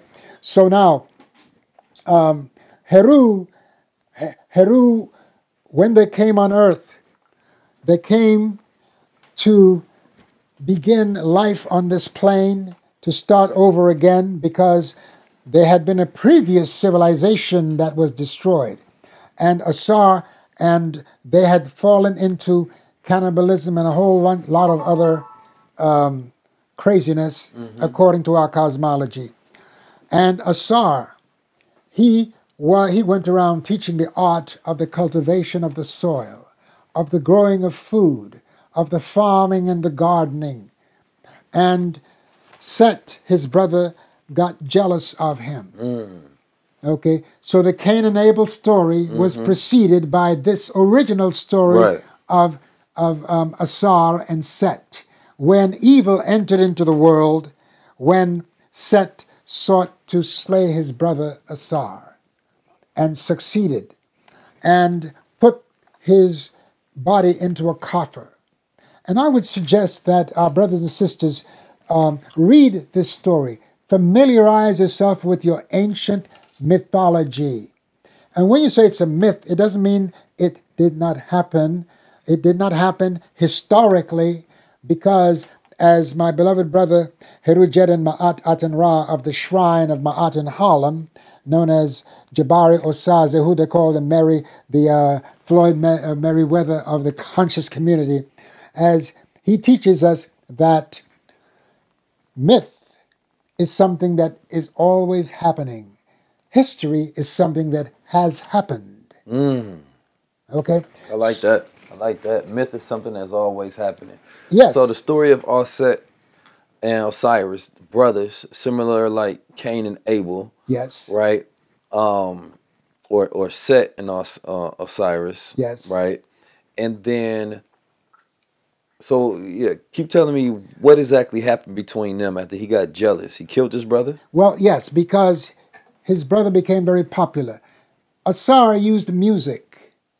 That's part of the reason why I'm a musician too, to charm the people, and he was loved because of his musical ability, and he taught them to stop all this killing and to cultivate most of their food, so they wouldn't have to be slaughtering all these animals. All right, and so Set became jealous of Asar.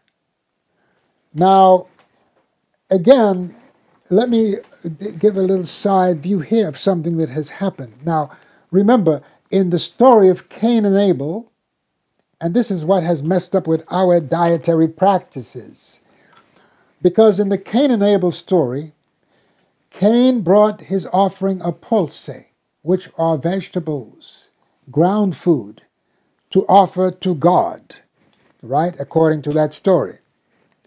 And Abel brought the fat of a bullock.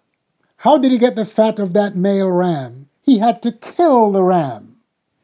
However, the shepherd's deity loved this burning flesh. He said that it was wonderful to his nostrils, the burning flesh of the Abel's offering, and he denied Cain's offering. Well, that was the first put down of a mostly vegetable lifestyle and the embrace of a more meat-eating lifestyle. And look at the results in our churches today.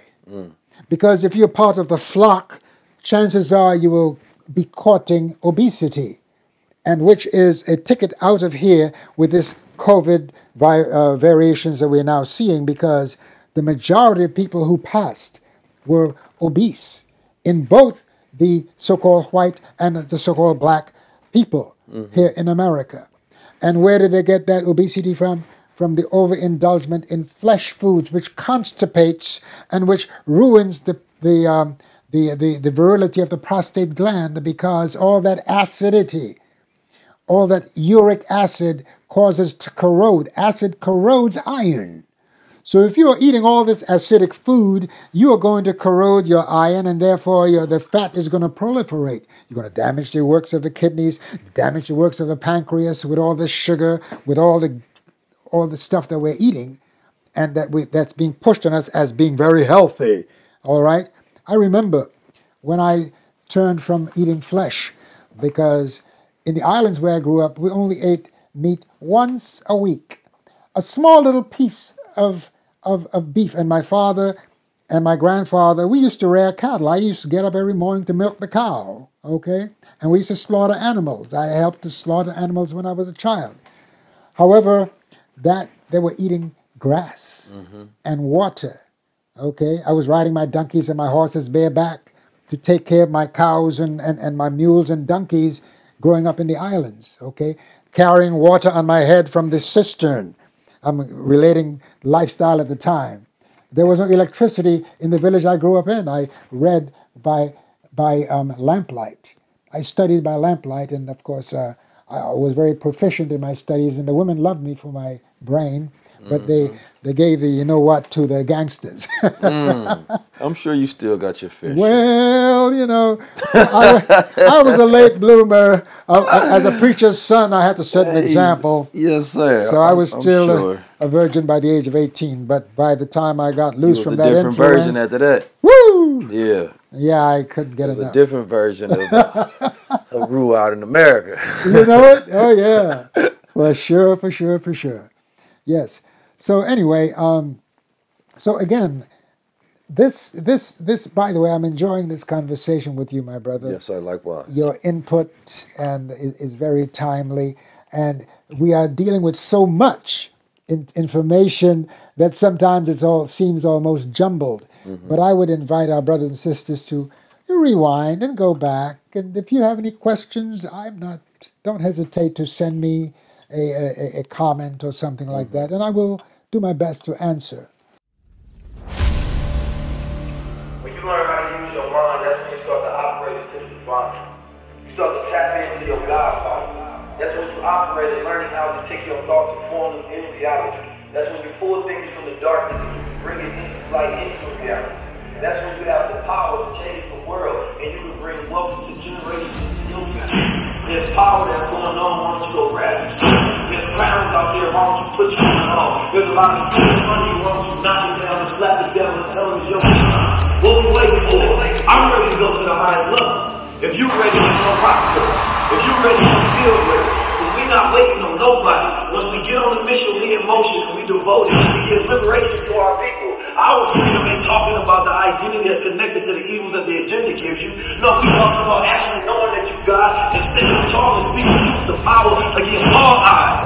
They look at me and say, how's you a black man? How you walk, how you talk, how you dress, how you move, how you move? Why you know yourself so much? Why you so damn cool? Why you got confidence? Because I decided that I would never live at the lowest level. That's the assignment. I decided I would be a God. Every single day I got to wake up and I got to train. They don't like when we grow. They don't like when we talk well. They don't like when we talk any kind of power.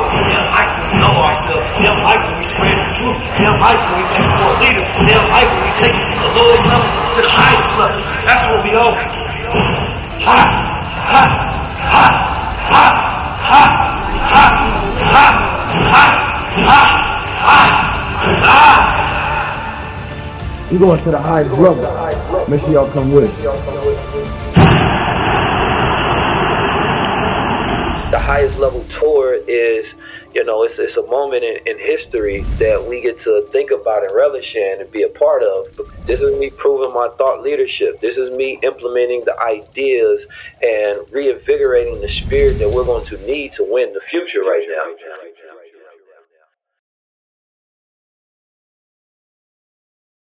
So what about the story of the resurrection of the God?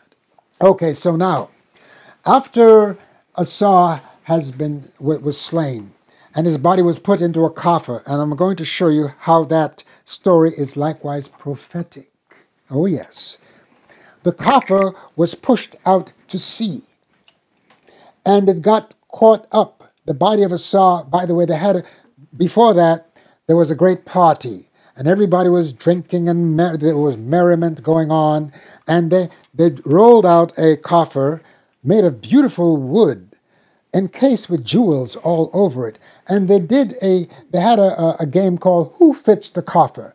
And all the guests would get into the coffer, and it didn't fit any of them because it was made for one, which was Asa. But when Asa got in the coffer, according to the mythological story, Set closed the lid. Asa suffocated, and Set took the coffer and hid it by the bulrush. There's that bulrush story again, Moses in the bulrush. And eventually, Set realized that, oh gosh, the evidence of my foul deed is still with us because the body of Asa is hidden, but it may be found. So he went and took the body out and cut it into 14 pieces and threw his henanum, which they call penis or phallus, into the ocean. It was swallowed by a fish. And then the coffer, asked the Nebuchadnezzar now, they took Anpu, the jackal, because the jackal is also famous for his sense of smell, sniffing the ground wherever a part of Asa's body was buried. And when these two sisters found all these parts of Asa, they brought it into one place and laid it on a lion couch. But they couldn't find the henanum, the organ of regeneration. So guess what? They, according to the myth, they got a piece of wood and fashioned the henanum. And Ast was at Asa's feet. That's where the term morning wood comes from. Precisely! Because in the islands, that's what we used to refer to the henanum as a wood. Because it would get stiff in the morning. And dead morning, so morning wood. Yes! Oh, yeah. You see the connections? When you know this legacy, it traces. You can trace things to their beginnings, to their original forms, instead of the ones that we've been given. And so Ast was at his feet, and Nebuchadnezzar, her sister, was at his head. And the concept of angels with wings prevail now because of the imagery of the ancient Kemites showing that they both had wings. And Nebuchadnezzar was fanning Asa's at his nostril, and so his breath quickened. And when his breath quickened, his organ arose, but the organ was not attached to his groin, it was at his navel. Okay? And that's the reason why the Roman Church went around defacing any images where they showed the henanum coming out of Asa's body, because they thought that it was obscene. Okay? And so when Asa, but after the body was assembled, Set found the coffer and pushed it out to sea, and it got caught up in the roots of a tree on the island of Byblos, which is the origin of the word Bible. Okay, and Ast, the divine wife of Asa, went looking for the body of her husband, and some children playing by the seashore told her, though the king took the king of this of another smaller kingdom, found this coffer caught up in the roots of a tree, and he took it to his palace and made it the central column in his palace. So Aset, she disguised herself as a nursemaid and went to the king's palace. And the king of Byblos, and masqueraded herself as a nursemaid.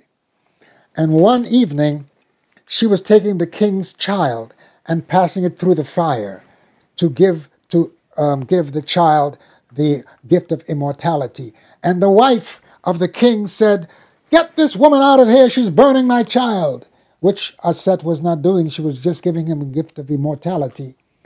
And then the Aset broke down and told the king, "In that coffer caught up in the root of the tree is my husband's body." And then she revealed who she was. And the king, knowing that she was the queen of one of the largest nations, said, "You can take your husband's body back." And she took the coffer and hid it by the bulrush on the shore. And that is when Set, now I come back to how it happened, Set took the body, cut into 14 pieces, and scattered it around. And then when they brought the body of Asar together again, then Ast, who was at the feet, transformed herself into a female falcon and flew over the erect organ of Asar.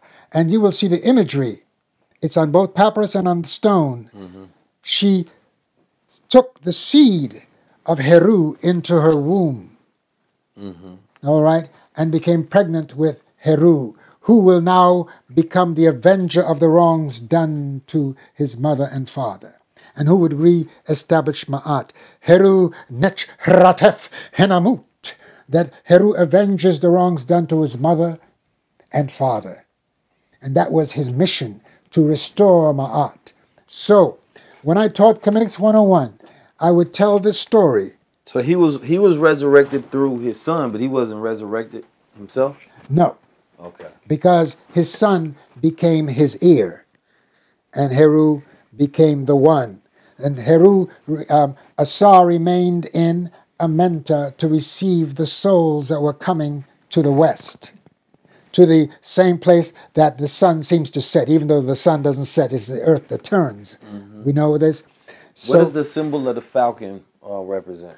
The falcon, the falcon is the hero bird. The very word Heru produced the word hero. Mm. Okay, the falcon has the keenest vision of all the birds. See, I'm wearing a falcon here. Mm-hmm. Okay, the falcon head, and it never misses what it aims for. It could be about 2 miles up in the sky. It'll see a mouse on the ground or a flock of pigeons, and whatever it decides to have for dinner or for lunch, it never misses what it aims for. So therefore, the kings who took this title Heru, which, by the way, is a title that I took on because I was born with the name. It's my family's name. I was born into a family who was always into service of one kind or another. My great uncle was a formulator of the assembly in the British Virgin Islands. My cousin ruled for 20 years as the governor of the British Virgin Islands, Elton Georges. Okay? Yeah. So when I took the title Heru, Dr. Ben says, "You cannot take the name of the god." I said, "Dr. Ben, I was born with the name. It's my family's name." He said, how is that? I said, "Well, in English they call it Georges." Mm. And the English have a myth called Saint George who slew the dragon. And I'll explain that later, okay? And so I was born in La República Dominicana, in the city of La Romana. And being born there, my name was pronounced Hiorhes. Hiorhes is Horus in Greek. Horus is Heru in the Metuneter. So I took... Super Heru. So the mythology of Heru, births the superheroes, which are a representation of the gods of ancient Kemet. There you go. Which later became adopted as the anthropomorphic deities of the Greeks. Right, like Superman. Yes. Who gets his power from the sun, which would be Ra. You understand me? And he is the greatest superhero, Super Heru, would be a representation of that then. Well, you've explained it. Yeah. And then in the story of Aset and Osiris, right, and the woman, like, it's so many, like, listening to that story, you can get a lot out of it, right? Oh, no doubt. Because it all of those things can have so much representation and meaning, right? Even the way that he was cut down, right, Yes. and destroyed, but his body was. But then the woman comes and speaks life Yes. into the dead body and brings life into him, right? And then that life is transferred into the son, right? And so when you understand that power, number one, that the woman has, right, to speak life into that dead body, I believe Dr. Wesley, he gave a great breakdown on Yes. this story and this interpretation, like that resurrection. And I think that, you know, even when you know, the word resurrection and erection are very, you know, closely Right. regarded, right? Because the phallic symbol of the penis is the life giver, right? So Yes, that's the the seed carrier, resurrection. right. That's how you can be resurrected through, you know what I mean, yourself through the womb. That's a process of resurrection, right? And so you're constantly giving life and producing life, right? This is this process that we have that because it's never been taught, like sex and, you know, the womb of the woman, I don't feel like has ever been properly taught to our generation, especially in Western world, right? So we don't look at it as the life chamber. We don't look at us having the ability to produce life. We don't have much sacredness in regard to our powers and abilities because we are superheroes. We can give life. We have the power of mind. We have the power of cleverness. Of all of the animals that are used analogous to represent, you know, principles and ideas, we have all of those powers. We are the superheroes. That's right. Right? And so for me, I use my superhero power, which is my mind, which is my power of communication to speak life into the dead. Right? And so for women, I believe one of those powers of understanding that is that man being chopped down, you know, by the world or by his brother or by whatever consequence, you have the ability to speak life into that dead God. My And brother, to resurrect that God. no doubt. You see, and this is where our women need to know this original story of the power of the woman, because look, Like what was the queen who ruled Hashep? What was her name? who Hatshepsut? Yeah, Hatshepsut. Okay, but that's later on. I want to give our women this Come on, give them some this gift keys. from our legacy. That in the original story, these two women made the resurrection of the crucified Savior, of the dismembered Savior, possible. Not only did they put his body together again, even the Henanum, which was thrown in the river and was swallowed by a fish, and that has great meaning, and I'm going to tell you the meaning of that in a minute. That in itself shows that the story that came after, when Mary and Martha went to the sepulchre where Yeshua was laid, Yeshua had arisen all by himself. And when they looked up in the sky and they saw that he ascended to heaven as a dove to be with his Father, according to the scripture. However, in the original story, the women made his resurrection possible. By putting his body back together again, they were on time. They didn't miss. Esau did not resurrect by himself. Come on. He talk to him. depended upon the divine feminine principle Talk to to him. raise him up. Okay? And that's why I said, sisters, all that twerking, stop bringing our attention to your backside. We're interested in what is in the front, okay? Front side. Talk to him. Precisely. We want to deal with that womb. Some We front want to honor that side womb. attraction. And that's the reason why I assisted my then wife, Queen Afua, who I was an apprentice to for 20 years, to write that book, Sacred Woman, a guide to healing the Boy, you a feminine legend. body, mind, and spirit. See, before you even finish your wisdom, because that is such an important key that most people just don't understand, right? Yes. Queen Afua, I love Queen Afua. We did a great interview with I her. saw that. A great conversation, rather. And there's so many women who get help from that book. Yes. Right? Sacred Womb. Sacred Woman. Sacred Woman, sorry. But that book, and I always tell people, like, she's one of those ones that I believe that, you know, women don't have many women to look up to in this day and age that have some wisdom and some insight on how to tap into their sacredness. And in that book, there are rituals, there are components of it that one can go through and develop themselves. And so, but it's important because these so-called gender wars, right, which is not the work of God, anytime you got man and woman fighting each other, that got to be work of the devil. You understand me? That's the only word that can come from. So when you are caught up in that, then that's what you know that you are a part of. But that's it. I said that for this particular reason. That is one of the greatest books written for women, right? And a man was a part of that. That's right. And so we don't look at that, you know, that like they come in pairs. That's right. There are certain unions that can bring about great things to the world. You are married to Queen Afua. Without that marriage, we don't get Sacred Woman. That's it. Right? And the women that were helped from that book don't get that assistance as well. That's it. So the greatest things on this planet Earth comes from our union and our pairing and our balance. That's it. Right? And so when we recognize that, you know, it's when you can, you know, the man is going through what we consider all of these agendas. Who can help bring this man to life? That's it. Right? That woman can speak so much life into that man, but instead of putting out, oh, I don't like this, or he's this, or he's that, that's not how you resurrect what you want to see. That's not how you bring life into that body. You can cut them down or you can bring them up. Now, it's up to you to accept your superheroes, your superpowers. You understand me? Now, when you do, and you learn how to speak life and you learn how to speak positivity and you use that divine feminine essence that you have, then that's when you start to see that rise. And so the man has the ability as well to protect the essence of that woman and her power so she can use her powers in that manner. That's the divine balance. But when we don't know these principles, and if you study whether you are in Islam, whether you are in Christianity, if this is not bringing you closer to each other, then you're not practicing it right. Because the thing is, a man can have a perfect religion, but that doesn't mean that the man is perfect. So sometimes we are people practicing things that are perfect, but in imperfect ways. Yes. And sometimes we look at ourselves, we don't represent these things. These are things that we're working to represent. Yes. Right? And so as whatever spiritual system that you consider yourself to be a part of, will it help you heal the world? Will it help you heal yourself? Will it help you heal the unions and create better families and conditions for our society?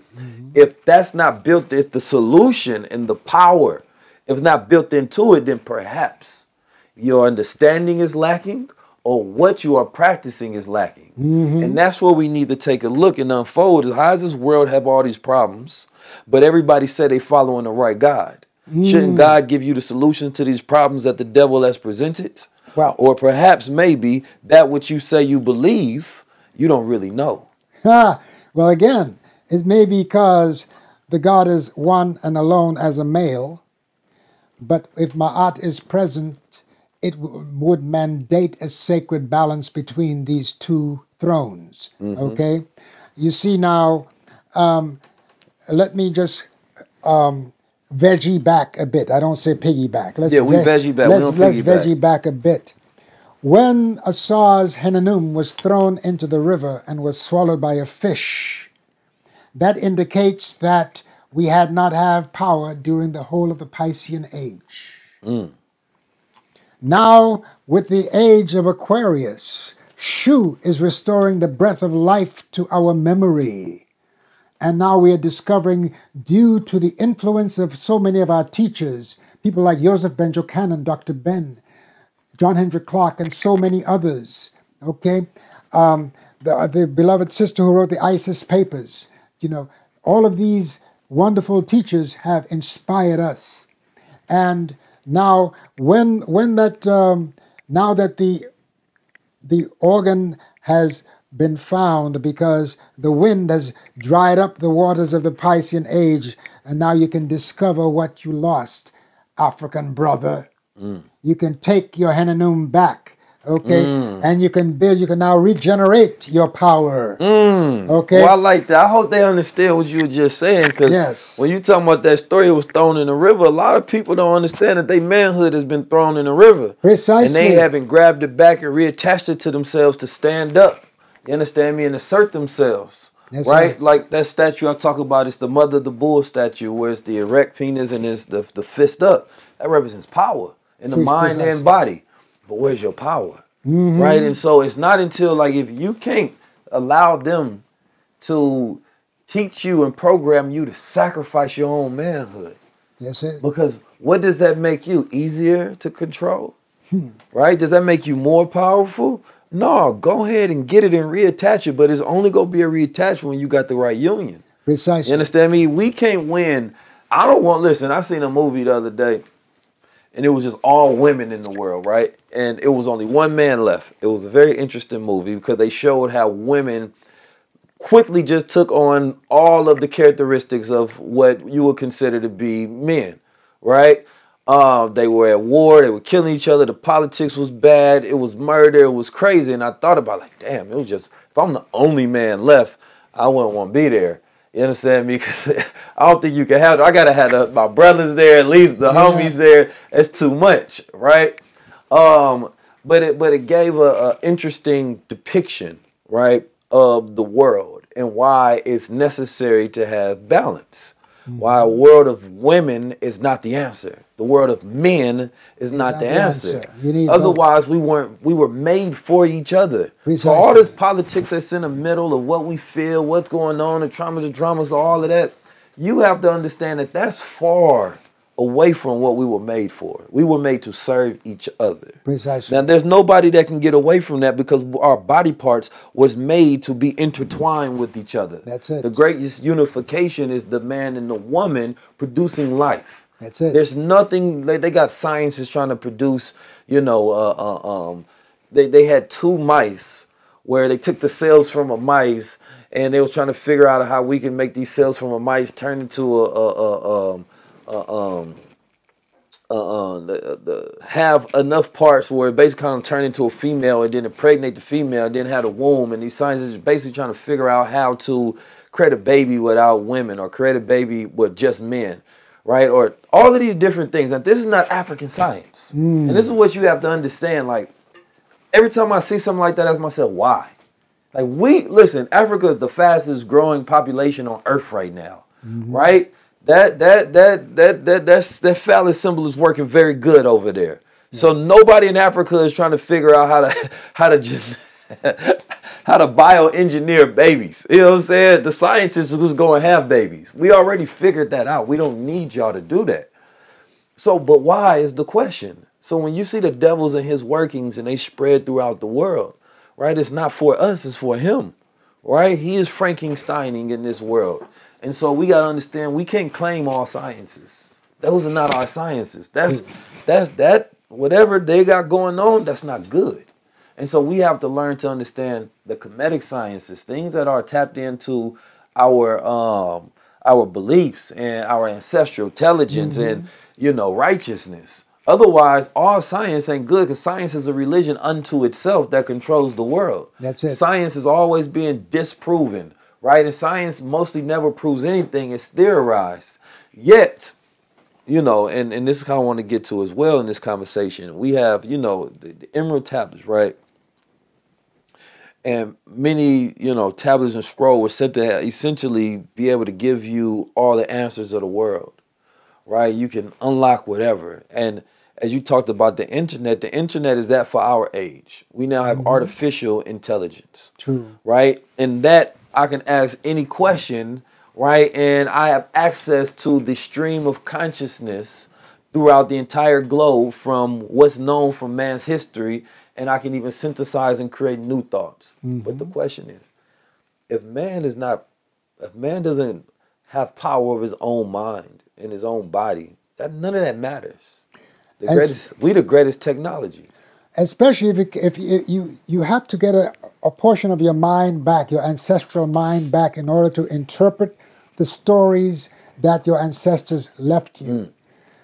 Because these stories are prophetic, and we have got to have the courage to see prophecy in these stories. Because prophecy is cyclical. Anybody can prophesy the destruction of this earth because it's going to happen again. Right. Okay? So when it happens, oh, he was a great prophet. No, he was just reporting what was going to happen anyway. Right. Now let's get back. I want to veggie back to the story of Esau being put in a coffer and the coffer being pushed out into the ocean, the slave ship. Come on, talk to him then. The 14 pieces of Esau. 13 nations sat down at the Berlin Conference and cut Africa up into 14 pieces of European influence. There were 13 of them who sat down, and there was a 14th hiding behind the curtain. He was just an observer. But now he's got bases all over the continent. And you talk about the population explosion among Africans. They're trying to dampen that by trying to push the agenda on African people, on African culture, that does not cause a proliferation of life. They're being encouraged to develop and to put their reproductive power into doo-doo, okay, which is not proliferating life. I was like, caught me off guard for a second. I know, but don't worry, the folks will catch it. They catch it. Now let's get back. Let's get back to the coffer being pushed out to sea and caught up on the island of Byblos. The coffer contains the body of Asar. Asar is the principle of resurrection. Okay, and that's why Asar goes to the west, because the west is the zone of a western sunrise that we're experiencing now because of the age of Hapi, the age of what they call Aquarius, that we are now discovering. We are finding our Henanum again. If you know that that book, Sacred Woman, there was some tragedy involved with that book, because while the book was being the world has to know the input of a male in helping our women to resurrect. But that's been one of my primary desires. I grew up with 3 elder sisters and 7 aunts. And I witnessed conflict among the women. And so when I came together with Queen and saw that most of her work was helping the women to resurrect, women who could not get pregnant because their tubes were clogged with mucus based upon this starch diet, the flesh diet, and all the acidity, the fibroid tumors that we're getting because the men's sperm had become so acidic, which it should be alkaline, that they were eroding the women's capacity to bring forth life. And she helped them by helping them to change their diet, to have more chlorophyll in their system, that they were able to have babies again, okay? And that was something. However, the conflict still persisted among women, and that was one of the main things, because our women do not see themselves as divine, because the systems that they, even though all of the religions claim to honor the divine woman, sometimes it does not materialize across the board in practice. And as a result, our women are shortchanged in terms of knowledge of their power. So when we went to Random House to negotiate the advance for the book Sacred Women, the editor said to me, to us, the Queen and myself, we want this to be a Kemetic book. I almost fell out. What? This woman had been, and I need to mention the Asar Aset Society, which contributed to... You said a committed book? Kemetic. Kemetic. From Chem. Kemetic. K-M-T-K. That's how we spell Kemetic. They spell it K-H-E-M-E-T-I-C, Kemetic. Yes, sir. Okay, but we spell it K-M-T-K. Which means that she wanted this ancient Kemetic culture to be saturated in the book. And that's the reason why the gateways through women, the gateways of initiation through women, which women would walk through in rediscovering their power as women and their healing power specifically as women, were all the female Neteru. Because in our legacy, the divine principles are always balanced. So you have in the gateways, you have Ast, you have Nut, you have Ma'at, you have Nebet-Het, you have Ta'urt, all of these feminine energies which represent principles and functions of the divine feminine.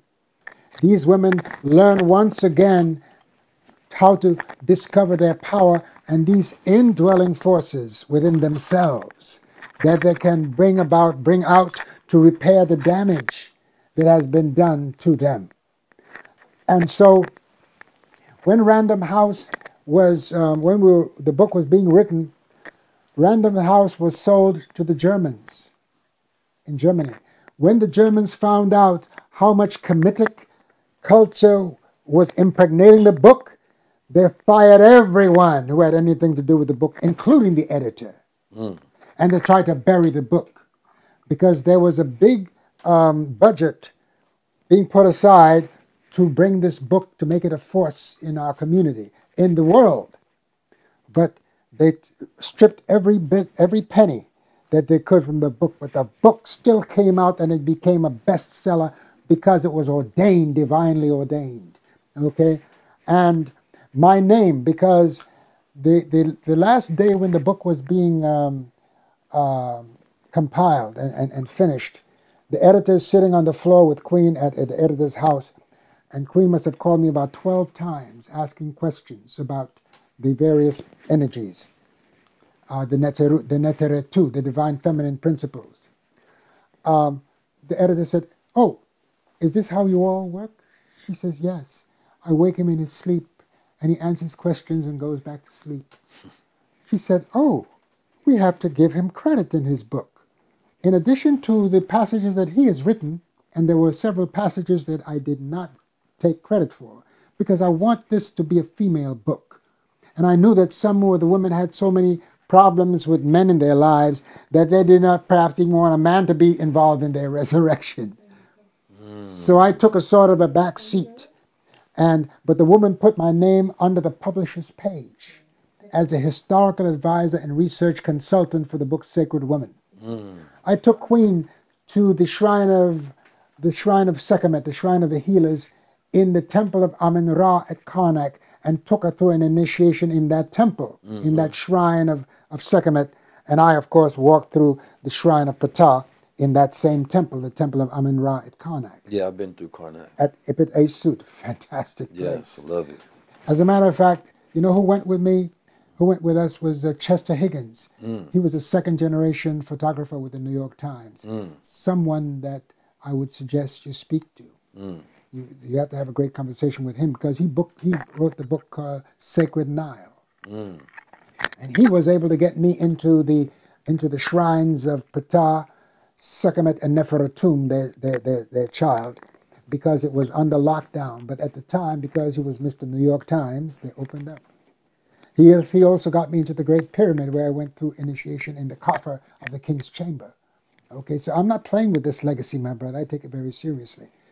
So when Ali, Queen's son, called up Random House in 2019 and said that it's time you republish Sacred Women, they say, you know, we don't usually do that. But when they saw that the brother who was killed out in California, Nipsey Hussle, that his lady, Lauren London, she was with him on a television program. Right, yeah. And she asked him, what was the latest book I read? He couldn't remember the name of the book, but he remembered Queen Afua. So that is how the book then began. It sold more in 3 years than it did in the previous 17. Wow, yeah. Okay, because now women associated it with something that they could sign on to because they heard of it on TV, literally. So now, when Ali called up to get the book republished for its 20th year anniversary, the editor, who I believe is a feminist, took my name from the front, from the publisher's page where it had been for 20 years and hid it somewhere in the back. The Queen did not realize, and I brought it to her attention, so she said the next time she's going to be sure that it's restored. And hopefully the woman will not give her a hard time.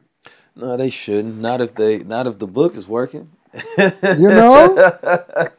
You know, to sum that up, like I said, that's when I learned that fact, you know, and this is something that I wanted to address in this conversation because how important that is. Right? Like there's misogyny and there's misandry. There's the hatred of women, the hatred of men. Yes. Right? Life comes through this ecosystem of balance. everything comes in pairs. The complete opposite exists. So there are many women who hate men. And you can't truly be a woman. You can't truly heal on your journey if you're holding on to hate, right? And what we haven't learned to do in our society is heal thyself, right? We get in relationships or people do us wrong or whatever may happen, and we hold on to these grudges and they eat us up inside. They don't hurt the person that you're holding on a grudge to, it hurts you, right? And so it's not until we learn how to heal that we can actually move forward. So I love that book, you know, because it teaches women the process of healing, right? And men need to learn the process of healing as well. That's right. Right? And so, that's, of course, they got the book, Man, Heal Thyself. And so, you know, understand that we are not at war, but it's also not the most peaceful time right now because the world is going through Reconstruction era, right? And we need to take this era and it has to turn into a renaissance because those who are reconstructing don't usually know what they're building. They just trying things as if the mathematicians and the wise ones before us didn't know what they were doing. Yet they built societies, right? They built whole entire mathematics and engineering and agriculture and cultures and things that lasted for thousands upon thousands and thousands of years. Those are people of mighty intelligence. So we have to learn how to respect the foundation of things that were built before us, especially if we plan on building something greater. A lot of my life I've lived in the gray. Imposter syndrome has been real for me as a producer, a writer, an actor, and a black man in tech. But events like these, seeing 19 Keys, speak about us men being, you know what I mean, at a higher level. Having solidarity with my brothers and being able to collaborate it's helped me to get out of the gray a lot of times because, you know what I mean, like being in depression, anxiety, dealing with childhood traumas. It's been a thing that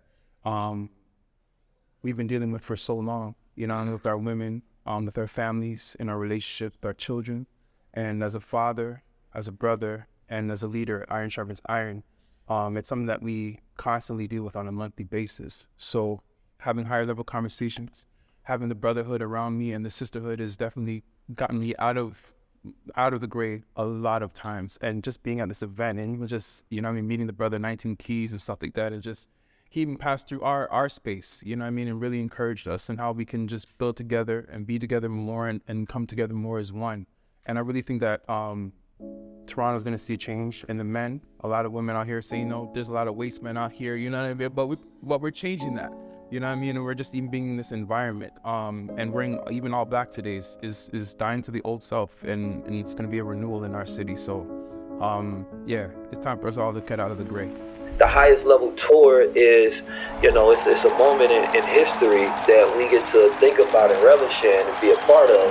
This is me proving my thought leadership. This is me implementing the ideas and reinvigorating the spirit that we're going to need to win the future right now.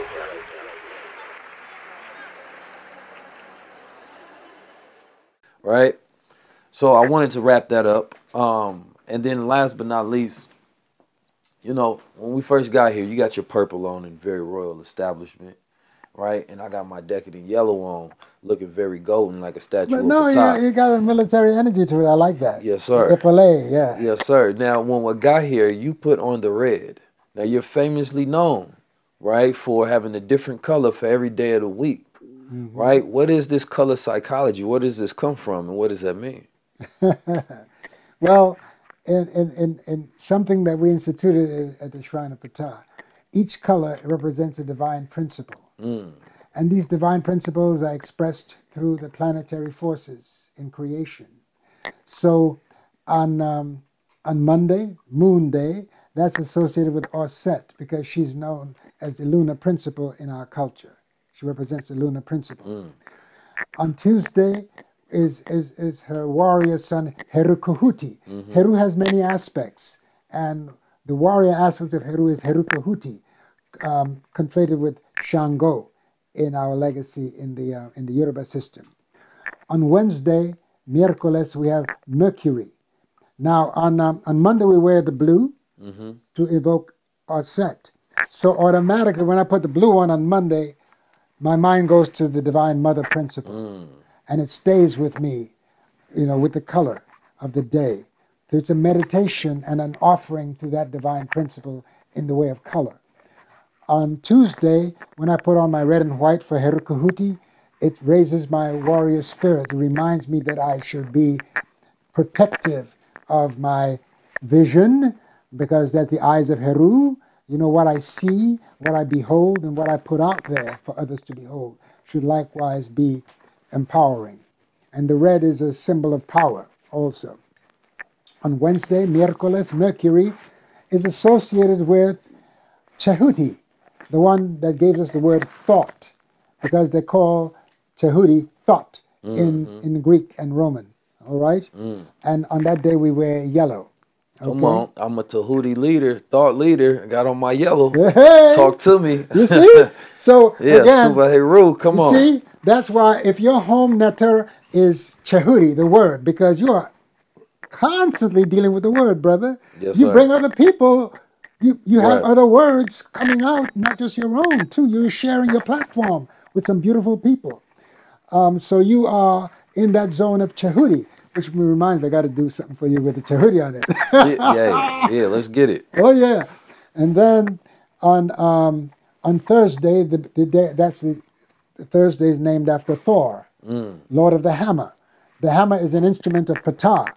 Ptah wears purple because the priests of Ptah wore purple. That was a dye they used to get out of one of the shellfishes in the Mediterranean.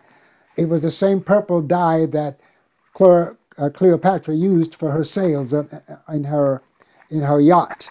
Okay. So, not to cut your wisdom, but Thor, where does that story come from? Because now we see Thor as the big muscular, you feel me, in the Marvel movies. Yes. But as far as where's the true origin from the Thor and the hammer? Well, again, you will have to go back to that aspect of Ptah, because Ptah uses the hammer to build with, to chisel with. Okay, so Ptah was conflated as Thor in the other. I forgot. You can look it up. It was, I forgot what culture produced Thor. Nordic. Nordic. It's a Nordic culture. Yeah, no doubt. You know, but they're borrowed again. And on Friday we is Oshun or Het Heru. Het Heru, the house of Heru. By the way, I'm sitting at the desk of the divine keeper of the shrine of Het Heru. Her name is Kaitha Het Heru, and I want our brother to see a picture of her right on the door there. We're going to get all the B-roll. Yes. She's protected by the lioness behind the door there. You see, behind the door, you see the lioness? Yeah. Okay. Right in the middle is Kaitha Het Heru. She's the keeper of the shrine of Het Heru. The second shrine, after the shrine of Ptah was established in New York City, the second shrine that came into being was the shrine of Het Heru. And she was the one that I just come off the stage at City College where I was giving a lecture about the various symbols of Kemet. And she approached me, and this woman's eyes dazzled me. I said, oh my gosh, I'm in the presence of divinity. And she said, I weave. And I was told that I should meet you because you and I both dress funny. This brother said we both dress funny. You know, we're dressing a lot of different African symbols. Yeah. And she said, so later on she called me and she said, can I bring down one of my small weave shuttles? I said, by all means. She brought it down, set it up, and she began to weave inside the shrine. This was I was on the Bowery at the time, and I was there for 23 years in that location. And then later on, she said, can I bring a bigger loom? I said, well, we have more space now. So yes, she brought a bigger loom, and she was weaving Kemet cloth. And later she started to do kiln work, where she brought forth various implements in clay. Yeah. You know, and Friday's the day of Het Heru. Now on Saturday, Set gets his turn. What was the color for Friday? Friday's green, yellow, or turquoise. Okay. Right, that's the color for Friday. All right, Saturday. And Saturday is red and black or indigo. Okay, that's for Saturn. Friday is for Frida, for Venus. And Venus is equated with Het Heru, the planet of divine love. that's associated with love, and Het Heru is love itself. She is the one who receives the bodies of women at the western gate in their departure, because she is the lady of the sycamore tree. You were speaking about the tree of life? Yes, sir. To us, the sycamore represents the tree of life. Every year in the land of Kush, Ethiopia, they celebrate the Erecha festival, where the indigenous people who still practice the ancient ways, I should say that the government a few years ago slaughtered several of them because they were considered to be pagan and heathen. Okay. However, it's been restored now where they can celebrate the Erecha festival, and they go to the Nile, and there's a sycamore tree, and they pour honey around the root of that tree, and it's led by a woman, again symbolizing the principle of Het Heru. So even though they may have forgotten the origin of that, we are able, because of our legacy, to trace exactly what's happening, because the sycamore is known to be sacred to Het Heru. Okay? And on Saturday, of course, Set get his turn, because Set is the other side of Heru. Set and Heru, they combat, but their struggle strengthens both of them. You need both gravity, Set, and you need levity, the capacity to rise from your Set condition. Okay? Some say it's the upper and lower nature of humanity, but they both have to come to the heart and unify, because there's a greater evil. The evil is known as Apap, known as Apophis in the Greek vernacular. And Apap is the one who drinks up all the waters of wisdom. Apap is the dragon of the deep. Apap is the evil that's crystallized in a culture. Crystallized evil. Yes. So therefore, Set and Heru come together in order to both attack Apap. And if you visit the temple of Heru at Edfu, that story is told on the outside of the temple, where you see Heru and Set, both with spears, putting spears into the body of this reptile. So that's like your lower and higher self fighting, right? Because that's the balance in the human being versus, it's like, you have Christ consciousness. I talked about this with the good brother Joey, but that's crystallizing that mind of God. So with the Ptah. Oh, Apap. Apap.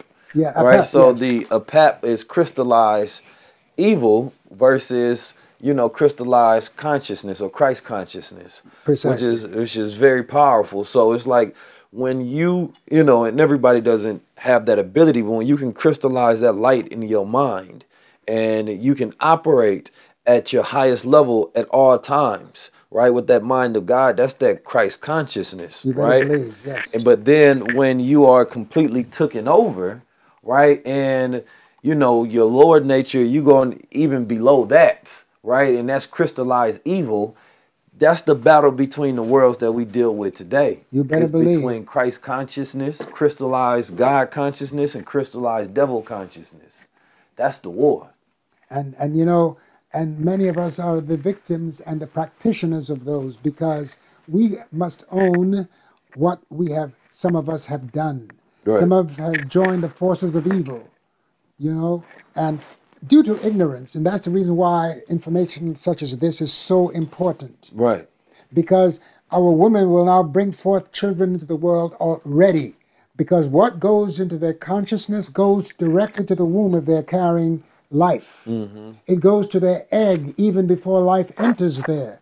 That's the reason why women historically seek out men that have knowledge. And unfortunately, many men with knowledge take advantage of women because of their knowledge, because they know that women are attracted to knowledge. In the same way that women are, the female lioness is attracted to the lion that wins the battle between the old lion and the young lion. Because why? It has nothing to do with her emotions. It has everything to do with what she wants to bring forth. Well, I didn't mean she wants she wants a strong seed to bring forth a strong warrior baby. You see? Now, many people would say, well, more women are attracted to ignorance, because a lot of women say that they want a real nigga. They ain't saying they want no smart man. Well, because unfortunately, we have bought into the idea that being a gangster is the way to go. We have been turned around, and why is it with all of these religions that are supposed to inspire us to our higher self? Why is it we have chosen to manifest that lower nature? Why is it? Because we do not have the foundation of the original system. We are depending upon those that came after. And if you don't have the original, you are sometimes going to have the weaker expression of the original. So that's a fact. Okay, so that's the reason why I'm saying to all our brothers and sisters in all of the religions, find the original story, find the oldest system, and be faithful to that. Include it in your teachings. I say to all the religions, all of you need to study my art. All of you need to embrace this divine principle of balance, of order, reciprocity, sobriety, propriety, and harmony. Because right now, the religions have been at the forefront of wars and killing. It's been misused. So therefore, that's why spirituality is now on the ascendant, because we have seen the damage that those who are purportedly practicing faithful religion have fallen into the trap of being warriors and killers and murderers and rapists and thieves and child molesters. And this has got to stop. And it's going to stop whether we like it or not. That's a fact. This age demands it. And that's the reason why I insist on supporting the ascension of our cosmic origin. And that's the reason why I join you, my brother, and thank you for your crowd. Man, I appreciate you. Thank you for this crowd. Yes, sir. And I know you're going to make me a purple one for Patah. Yes, sir. I have one for you already. That's wonderful. So, did we finish Sunday? Oh, Sunday is Ra. Sunday is also Ra Heru. That's orange, gold, and or yellow. We wear on Sunday, representing the sun. Why is it called Sunday? Why is Yeshua always pictured with this halo of the sun behind his head? Because try and deny it all you want, the sun is at the center of our reality. Every morning it's there. And we don't have to wait for it no amount of years, because it's there every day. It's the most distant, yet the most powerful and the most necessary. And present. If you asked me about, you said I take planes like taxis. Yes, I am always on a plane. Yes, you are. But when I study in my book many years ago, I think not many, not like how y'all book is, you feel me? But it's wrote about 3 years now almost. And I talked about sun gazing. Sun gazing in the morning, right? At low radiation times resets your circadian rhythm. So if you travel and you wake up early in that time sphere and you sun gaze, it'll reset your body, right, to that time sphere biologically to wherever you at, right? So the sun, right, without getting sun, we can become depressed, right? We're deprived of those vitamins. Sure. So the sun is there for us. We eat food to get the sun, right? So, whether you like it or not, right? Sunday is always a venerated day, right? In all religions. Because guess what? We can't live without the sun. And when you learn how to live with the sun, then you learn how to get the medicines from the sun, right? You can unlock that pineal gland, right? That third eye, right? The ancient Egyptians were very big on that pineal gland and that third eye. They drank gold or ate gold ormus, if you will. People focus a lot on nutrition, body-wise. I'm going to feed this particular system of the body. I'm going to feed that system. Very rarely do people speak about the mind. Very rarely do people speak about the brain.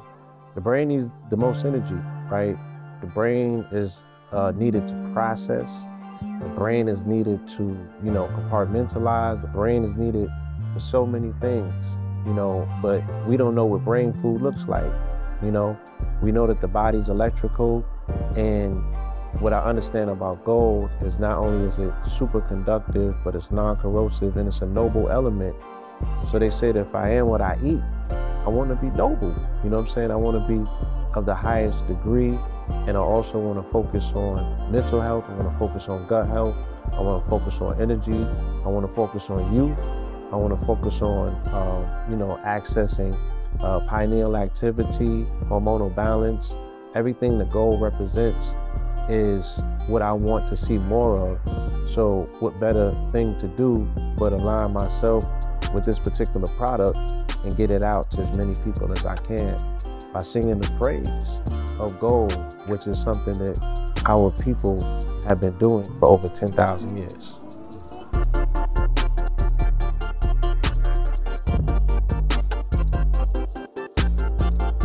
And they knew the power of the sun. They were in the sun. They were outside. And we have a world of artificial lights, artificial bodies, artificial, ingredients. We take drugs and put it in artificial moods. Everything is artificial, right? We trying to get a light source, right, from everything else in this matrix besides walking outside and take your butt in the sun. You understand me? So, like, that's the most powerful thing that we can do. Right? Open air therapy, right? Being outside. You calling about you depressed and you inside all day. Yes, you're depressed because you're suppressed. You have to go outside and allow your biology to express, right? To download information, to download light and sun energy, then watch how you feel. You take those that's in the hood, put them in the nature, watch how it changes the rhythm of their thinking. I promise you there is nobody who can think the same if they're constantly in the rhythm of nature and the same the way they're in the city, right? It's your environment that is destroying you.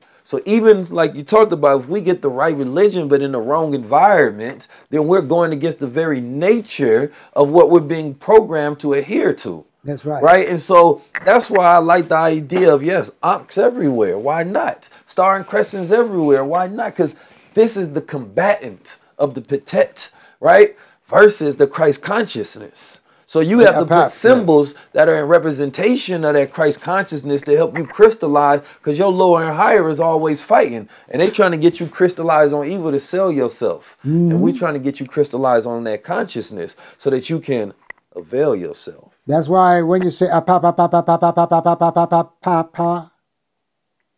takes you directly to Rome, because in the basement of the Vatican is where so many of the secrets that have been plagiarized, that have entered into the books that they have codified at the Nicene Conference has been hidden. Yeah, they stole everything, man. There's so much of our story. I'm going to have the Pope on here next. I'm going to talk to him about that. Talk about crystallized evil. Yeah. Well, listen, brother. First of all, I want to thank you. This is a full circle, Give thanks.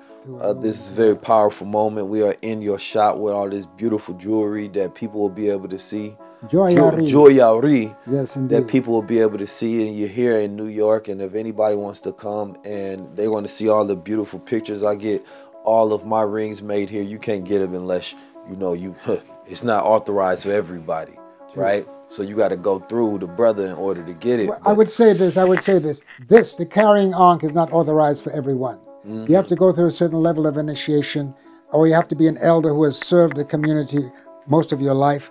That's how you get one of these keys. I used to give these keys at the African Arts Festival every year to an elder woman and an elder man. Other younger people, they go through learning about the knowledge, learning about Ma'at, learning the legacy of Ast, Asar, and Heru, and we ask them, who's your father? Asar. Who's your mother? Aset. Who are you? Heru. What is your task? What's your purpose? To Seruj Ma'at, to restore Ma'at. Restore Ma'at in yourself, bringing your acid and alkaline into balance, okay? Restoring relationship with your female partner or your male partner.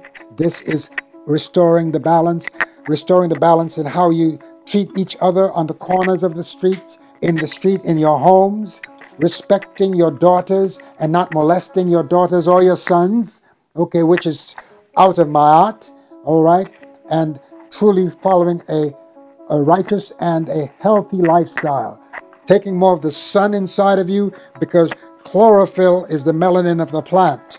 All right, so as we take more of that into us, as we suck on a gold nugget, and get the gold that you likewise have produced that product that you've produced is very key in restoring our balance.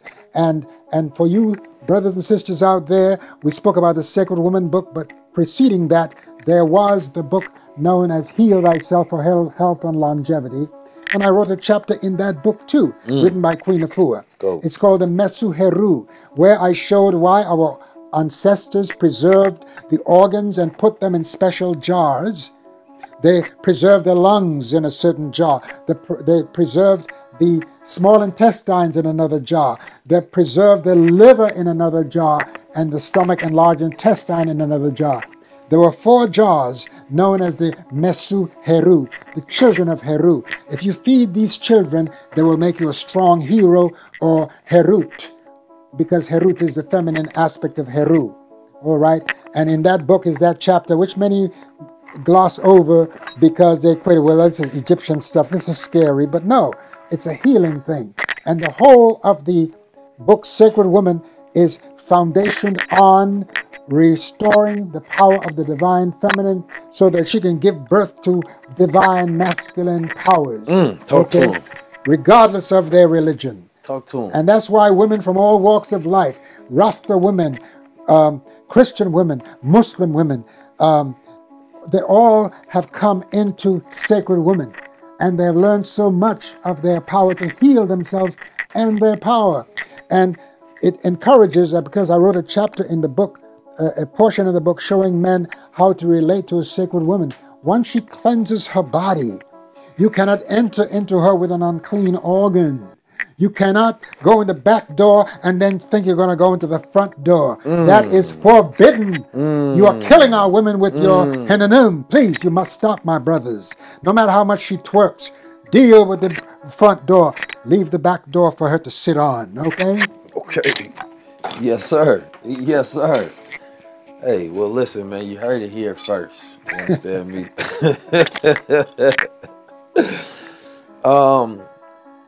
We have had a beautiful conversation. Give on some praise. I believe that there's a lot to take from this conversation, specifically in understanding why it's important to understand the roots of things, why it's important to understand the symbols, the true terms, to study, to read, to know thyself so that you can heal thyself. When you commit yourself to any practice in the world, right, to go into that practice of becoming a master, then you take on the divine principles of what made a master, right? And what makes a master is learning the principles of development, learning the process, because that's where you learn the true principles. That's where you learn your nature. That's where you learn yourself. We live in a world that's not customized for who we are, right? So therefore, there can be a child that is born with the unique DNA of both his parents, right? But that child has to go through the same schooling and development as everybody else.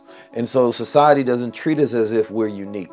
Society gives us social security numbers and birth certificates, and we are used, right, just as a workforce. You're not used to bring out your God force, right? You're not going to school to learn yourself, right? But if you study to learn yourself, then you can manifest the greatest version of yourself. Indeed. You can operate at your strengths versus your weaknesses, and that's where we start to get our power, right? So we are very unique people on this planet Earth, and we have to learn the principles of mastering who we are, so therefore we can become our true selves, right? Our highest level.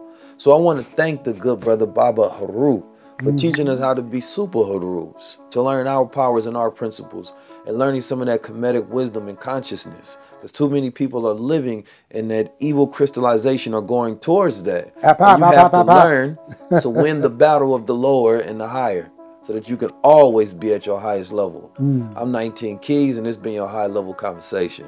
Oh, give on some praise. I'm 19 Keys, and this is high level conversation. Tap in with the gods.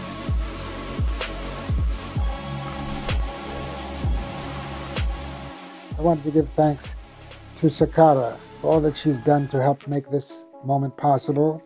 I also want to let our people know that wedding bands and engagement rings are part of my specialty here. That they can get married with symbols of their legacy, symbols that remind them of their purpose to unify and to stick as most possible, as much as possible together. and to restore the divine balance of Ma'at in all our lives. You know what? That's dope. I never thought about that. Like a wedding ring, the only symbol it is a diamond, which is a symbol of capitalism. True. Right? And so when you think about it, then a man just gets a band, which really doesn't mean much at all. Right? But the woman gets the ring because we were sold that. You feel me? A diamond is a woman's best friend. True. But that shape of a diamond, that symbol has no registry of consciousness within it whatsoever. And this is supposed to be the very sacred ritual thing that is supposed to bind you all when you think about your love. And that's just a diamond, which is more so a representation of capitalism. It has nothing to do with the structure and union of unification and love. Now, you can put the diamonds in. I'm not saying that. Oh, yes. But I'm saying with the diamond being the center, right? Then that means that that's the symbol of your love, the diamond. True. But we use different stones. Many people are using different stones today. The diamond, don't forget, is carbon crystallized by the pressure in the earth, by the impact of the various heavenly bodies on the earth. That is what makes carbon shiny, okay? Just like silver, people don't know that silver is really black. Okay, you won't find that out until you take a polishing cloth and you just mark it on silver. You think that's dirt. No, that is pure, the crystallization of carbon in the silver. Okay, and so that is one of the things. I also have access to non-conflict stones of all different makes, of rubies, corundums, the various corundums like blue sapphire, green sapphire. All of those are hard stones. A diamond is number 10 in hardness. It is as tough as steel. Okay, they use diamonds in our watches. Diamonds are used for radios. Okay, it has an electromagnetic purpose also. So people get what they want. I don't insist that they get diamonds. And many people come here and they get their engagement rings. Some wear the birthstone of their husbands, and sometimes the husbands have the birthstone of the wife put in their rings. We try to put symbols that have meaning, that brings the couple closer together. There's a Dinkra symbol called Miwari Wo. It means I will marry you. And that's a beautiful sign for an engagement ring, regardless of whatever stone you want to put in it. Right. You know? So I just wanted to say that.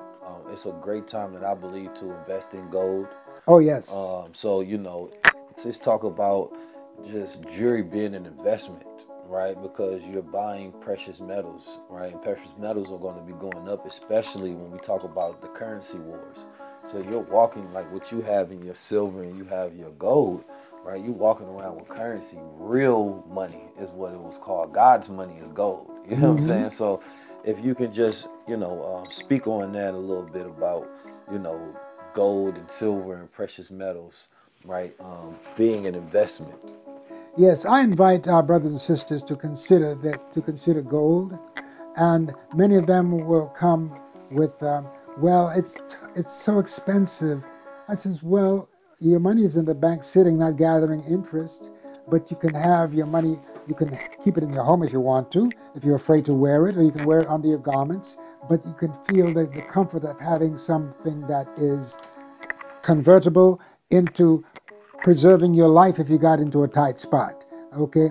Because it's only going to appreciate. I remember when I first started, gold was selling for $35 an ounce. That was the official price. And now it's up to $1,900, approaching $2,000 an ounce, okay? So it's as safe a commodity as anything else that appreciates in value. So gold and silver, and don't negate the silver. I do a lot of stuff where I mix silver with gold. For instance, I made a Olmec head where the face I did in rose gold, so it has a copper color look. And the rest of the crown I put in silver with different stones in it. All right. So I believe in mixing metals likewise. I had to stop doing the copper work because copper, when you heat it, can be very toxic, and it was affecting my bloodstream. So I had to cut down on that. But I still would not say that copper should be totally cast away, because for people who have suffered from arthritis, copper is a good metal to wear. Okay, especially at your joints, because it's a metal of Venus. It is a love metal also. So silver is the female of the metal, gold is the masculine of the metal, and sometimes they run together in veins in the earth, where they are complementary. Okay, you have Luna and Solar. You see it on the brow of the crowns, right? Yes, sir. Gold and silver. So that's a very important thing. So I want to encourage our brothers and sisters, don't be afraid of purchasing gold. If you need to, we'll try to give you a payment plan. All right. Remember, we're not a bank, so we can't go on for a whole year for an item. You gotta get it done. Yes, precisely. So I want to thank you for injecting that encouragement to our brothers and sisters. Yes, and sir. Go to our website. It's studioofpatah.com, and you can friend us on Instagram, Studio Patah, and or Babaheru_creates. All right, and you can I like to still talk to people. People are always shocked when I pick up my phone. Oh, Babaheru, is that you? I said, what do you expect? I have to speak to you, my brothers and sisters. I'm not above you. I'm not trying to be your leader. I'm being led by Ma'at. Join me in that walk. And that's what I encourage our brothers and sisters to do. So I want to thank you so much. 19 keys. That 19 is a powerful symbol that you carry. I want to thank you for this opportunity to share some of what I've come to realize with your beautiful audience. Unfortunately, the mind is being affected by what we consume. Literally, we're burning up ourselves with acidity. The brothers on the corner there and in the jails, they're feeding them ground beef filled with poisons that were put into the soil. And that is part of the craziness that we're suffering in the communities that we see.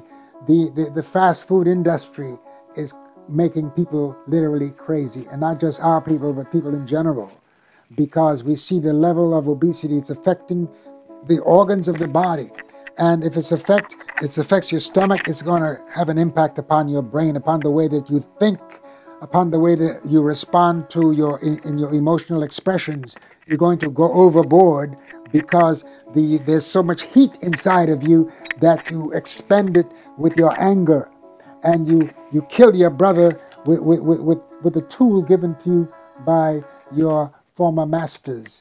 You say you got turf, but the cops own the block. You say you're a gangster because you got an Uzi and a Glock. You play basketball all day, you say you rule the sport, but it's really tough being the king when your master owns the court. He'll sign you to a multi-million-dollar contract, but if he lets you play, he'll send his daughter to marry you. She'll bring him back more than half of your pay. If you think I'm lying, meditate on Ye-O-J. Hotep. In your best understanding, can you explain what the pyramids were built for? I asked the question on the right side of the brain, and among its many uses, for astronomical purposes, for orientation purposes of this Earth and its trajectory through space and time, the Merkutu were used as chambers of initiation. They were not used as tombs of the pharaohs, as we are told. Okay? But it came to me in a meditation that this Earth had a greater wobble that affected the seasons and the changes of the seasons. And those objects were put there to correct the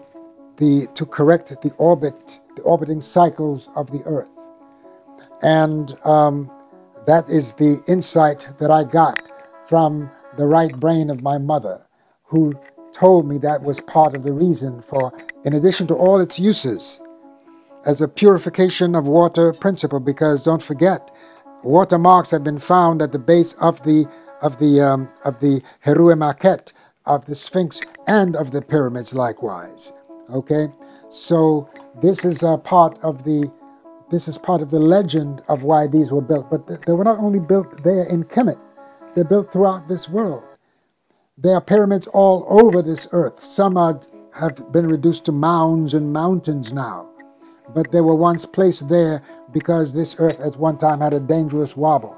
And because we were in tune with nature in a real way, we were able to make these corrections because of a superior intellect and intuition which we have fallen away from. We think that we have advanced because of these modern accoutrements, but the fact is that a lot of us have gone backward. But now, in this age of Hapi, we are now making that propelling forward. And there are a lot of people who are upset about the opening of this realm of knowledge to all of us because they're calling it woke, which means that they want you to go back to sleep. Don't oblige them. Stay awake and be awakened and pursue wakefulness, because that's what Asa did. If you're a Christian, that's what Christ did. Awaken the light, the Christos, the Karast within you. Awaken that divine spirit because it dwells in every one of us. Hetepu. I would say this before I leave. Amasu enpa impera sauk su ementra impa impera au tuawura maketi pa herura. Give yourself to the divine. Keep yourself daily for the divine, and do it tomorrow just as you do it today. Anachrak nebet nebercher anachrak. Emhetep Ankh Ma'at. You know, I have different conversations with people of all walks of life and background. And I never have debates with people, right? Because the point of it is to build. You know, the idea of unification, you understand me, and having unity doesn't mean you have to have complete agreements, right? And I think that's a falsehood. And so I talk to people of all different backgrounds. A brother can be into the Kemetic science. I can be into Islam. A brother can be into Buddhism. Another person could be in Judaism. But we can find common ground. And on that common ground, we can come together, right? And we can create agreements. We can create unification, and we can build. And so not only that is, like I said previously, our ancestors, right? And those who have walked a certain path, those who have, you know, fought to bring knowledges to us and who have experienced things beyond our experience and wisdom, it's important that we document that. It's important that, you know, there's an ancient African proverb that when an elder dies, so does a library, right? And, you know, in Africa, there's so much knowledge that's not being passed down because there's a separation between the older generation and the young generation. So they're not learning the ways and practices, right, that these people have built up for thousands of years, and now it's not being passed down because there's not interest, right? And so we have to make sure that there's a library somewhere where all this wisdom can be taken in, where all this knowledge can be taken in. There's somebody that's going to really gain so much insight and wisdom from it, because everybody has access to knowledge, but we need access to guidance, right? How to use that knowledge properly. And so Baba Haru is a person that I've been getting my jewelry from, and I sit back and he drops some jewels on me at the same time, right? And he's always teaching me about, you know, the Kemetic sciences, right? And I'm always interested in it. I went to Egypt. I was paid to go out there and speak right there in front of the pyramids, right? And so, you know, as this generation becomes more interested in knowledge, I would rather them get it from a source that have actually been through the phases of initiation and the processes of learning versus just getting it purely off TikTok from a teenager, right? So it's nothing wrong with getting information like the news, but you have to make sure it gets it from credible sources as well.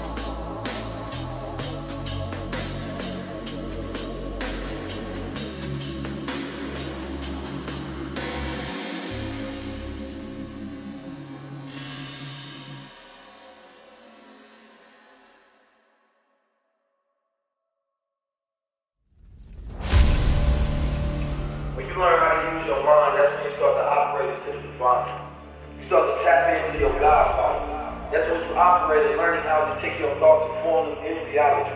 That's when you pull things from the darkness and you bring it into light, into reality. That's when you have the power to change the world, and you can bring wealth into generations, into your family. There's power that's going on. Why don't you go grab yourself? There's crowns out there. Why don't you put your on? There's a lot of fear in front of you. Why don't you knock it down and slap the devil and tell him it's your time? What we waiting for? I'm ready to go to the highest level. If you're ready to rock with us, if you're ready to build with us, because we're not waiting on nobody. Once we get on the mission, we in motion and we devote it. We give liberation to our people. Our freedom ain't talking about the identity that's connected to the evils that the agenda gives you. No, we're talking about actually knowing that you God and standing tall and speaking the truth, the power against all odds. They look at me and say, how's you a black man? How you walk, how you talk, how you dress, how you move, how you move. Why you know yourself so much? Why you so damn cool? Why you got confidence? Because I decided that I would never live at the lowest level. That's that sin. I decided I would be a God. Every single day I got weight up and I got trained. They don't like when we grow. They don't like when we talk well. They don't like when we talk economic power. They don't like when we know ourselves. They don't like when we spread the truth. They don't like when we make more leaders. They don't like when we take it from the lowest level to the highest level. That's what we owe. Ha! Ha! Ha! Ha! Ha! Ha! Ha! Ha! Ha! Ha! We're going to the highest level. Make sure y'all come with us. The highest level tour is, it's a moment in history that we get to think about and relish in and be a part of. This is me proving my thought leadership. This is me implementing the ideas and reinvigorating the spirit that we're going to need to win the future right now.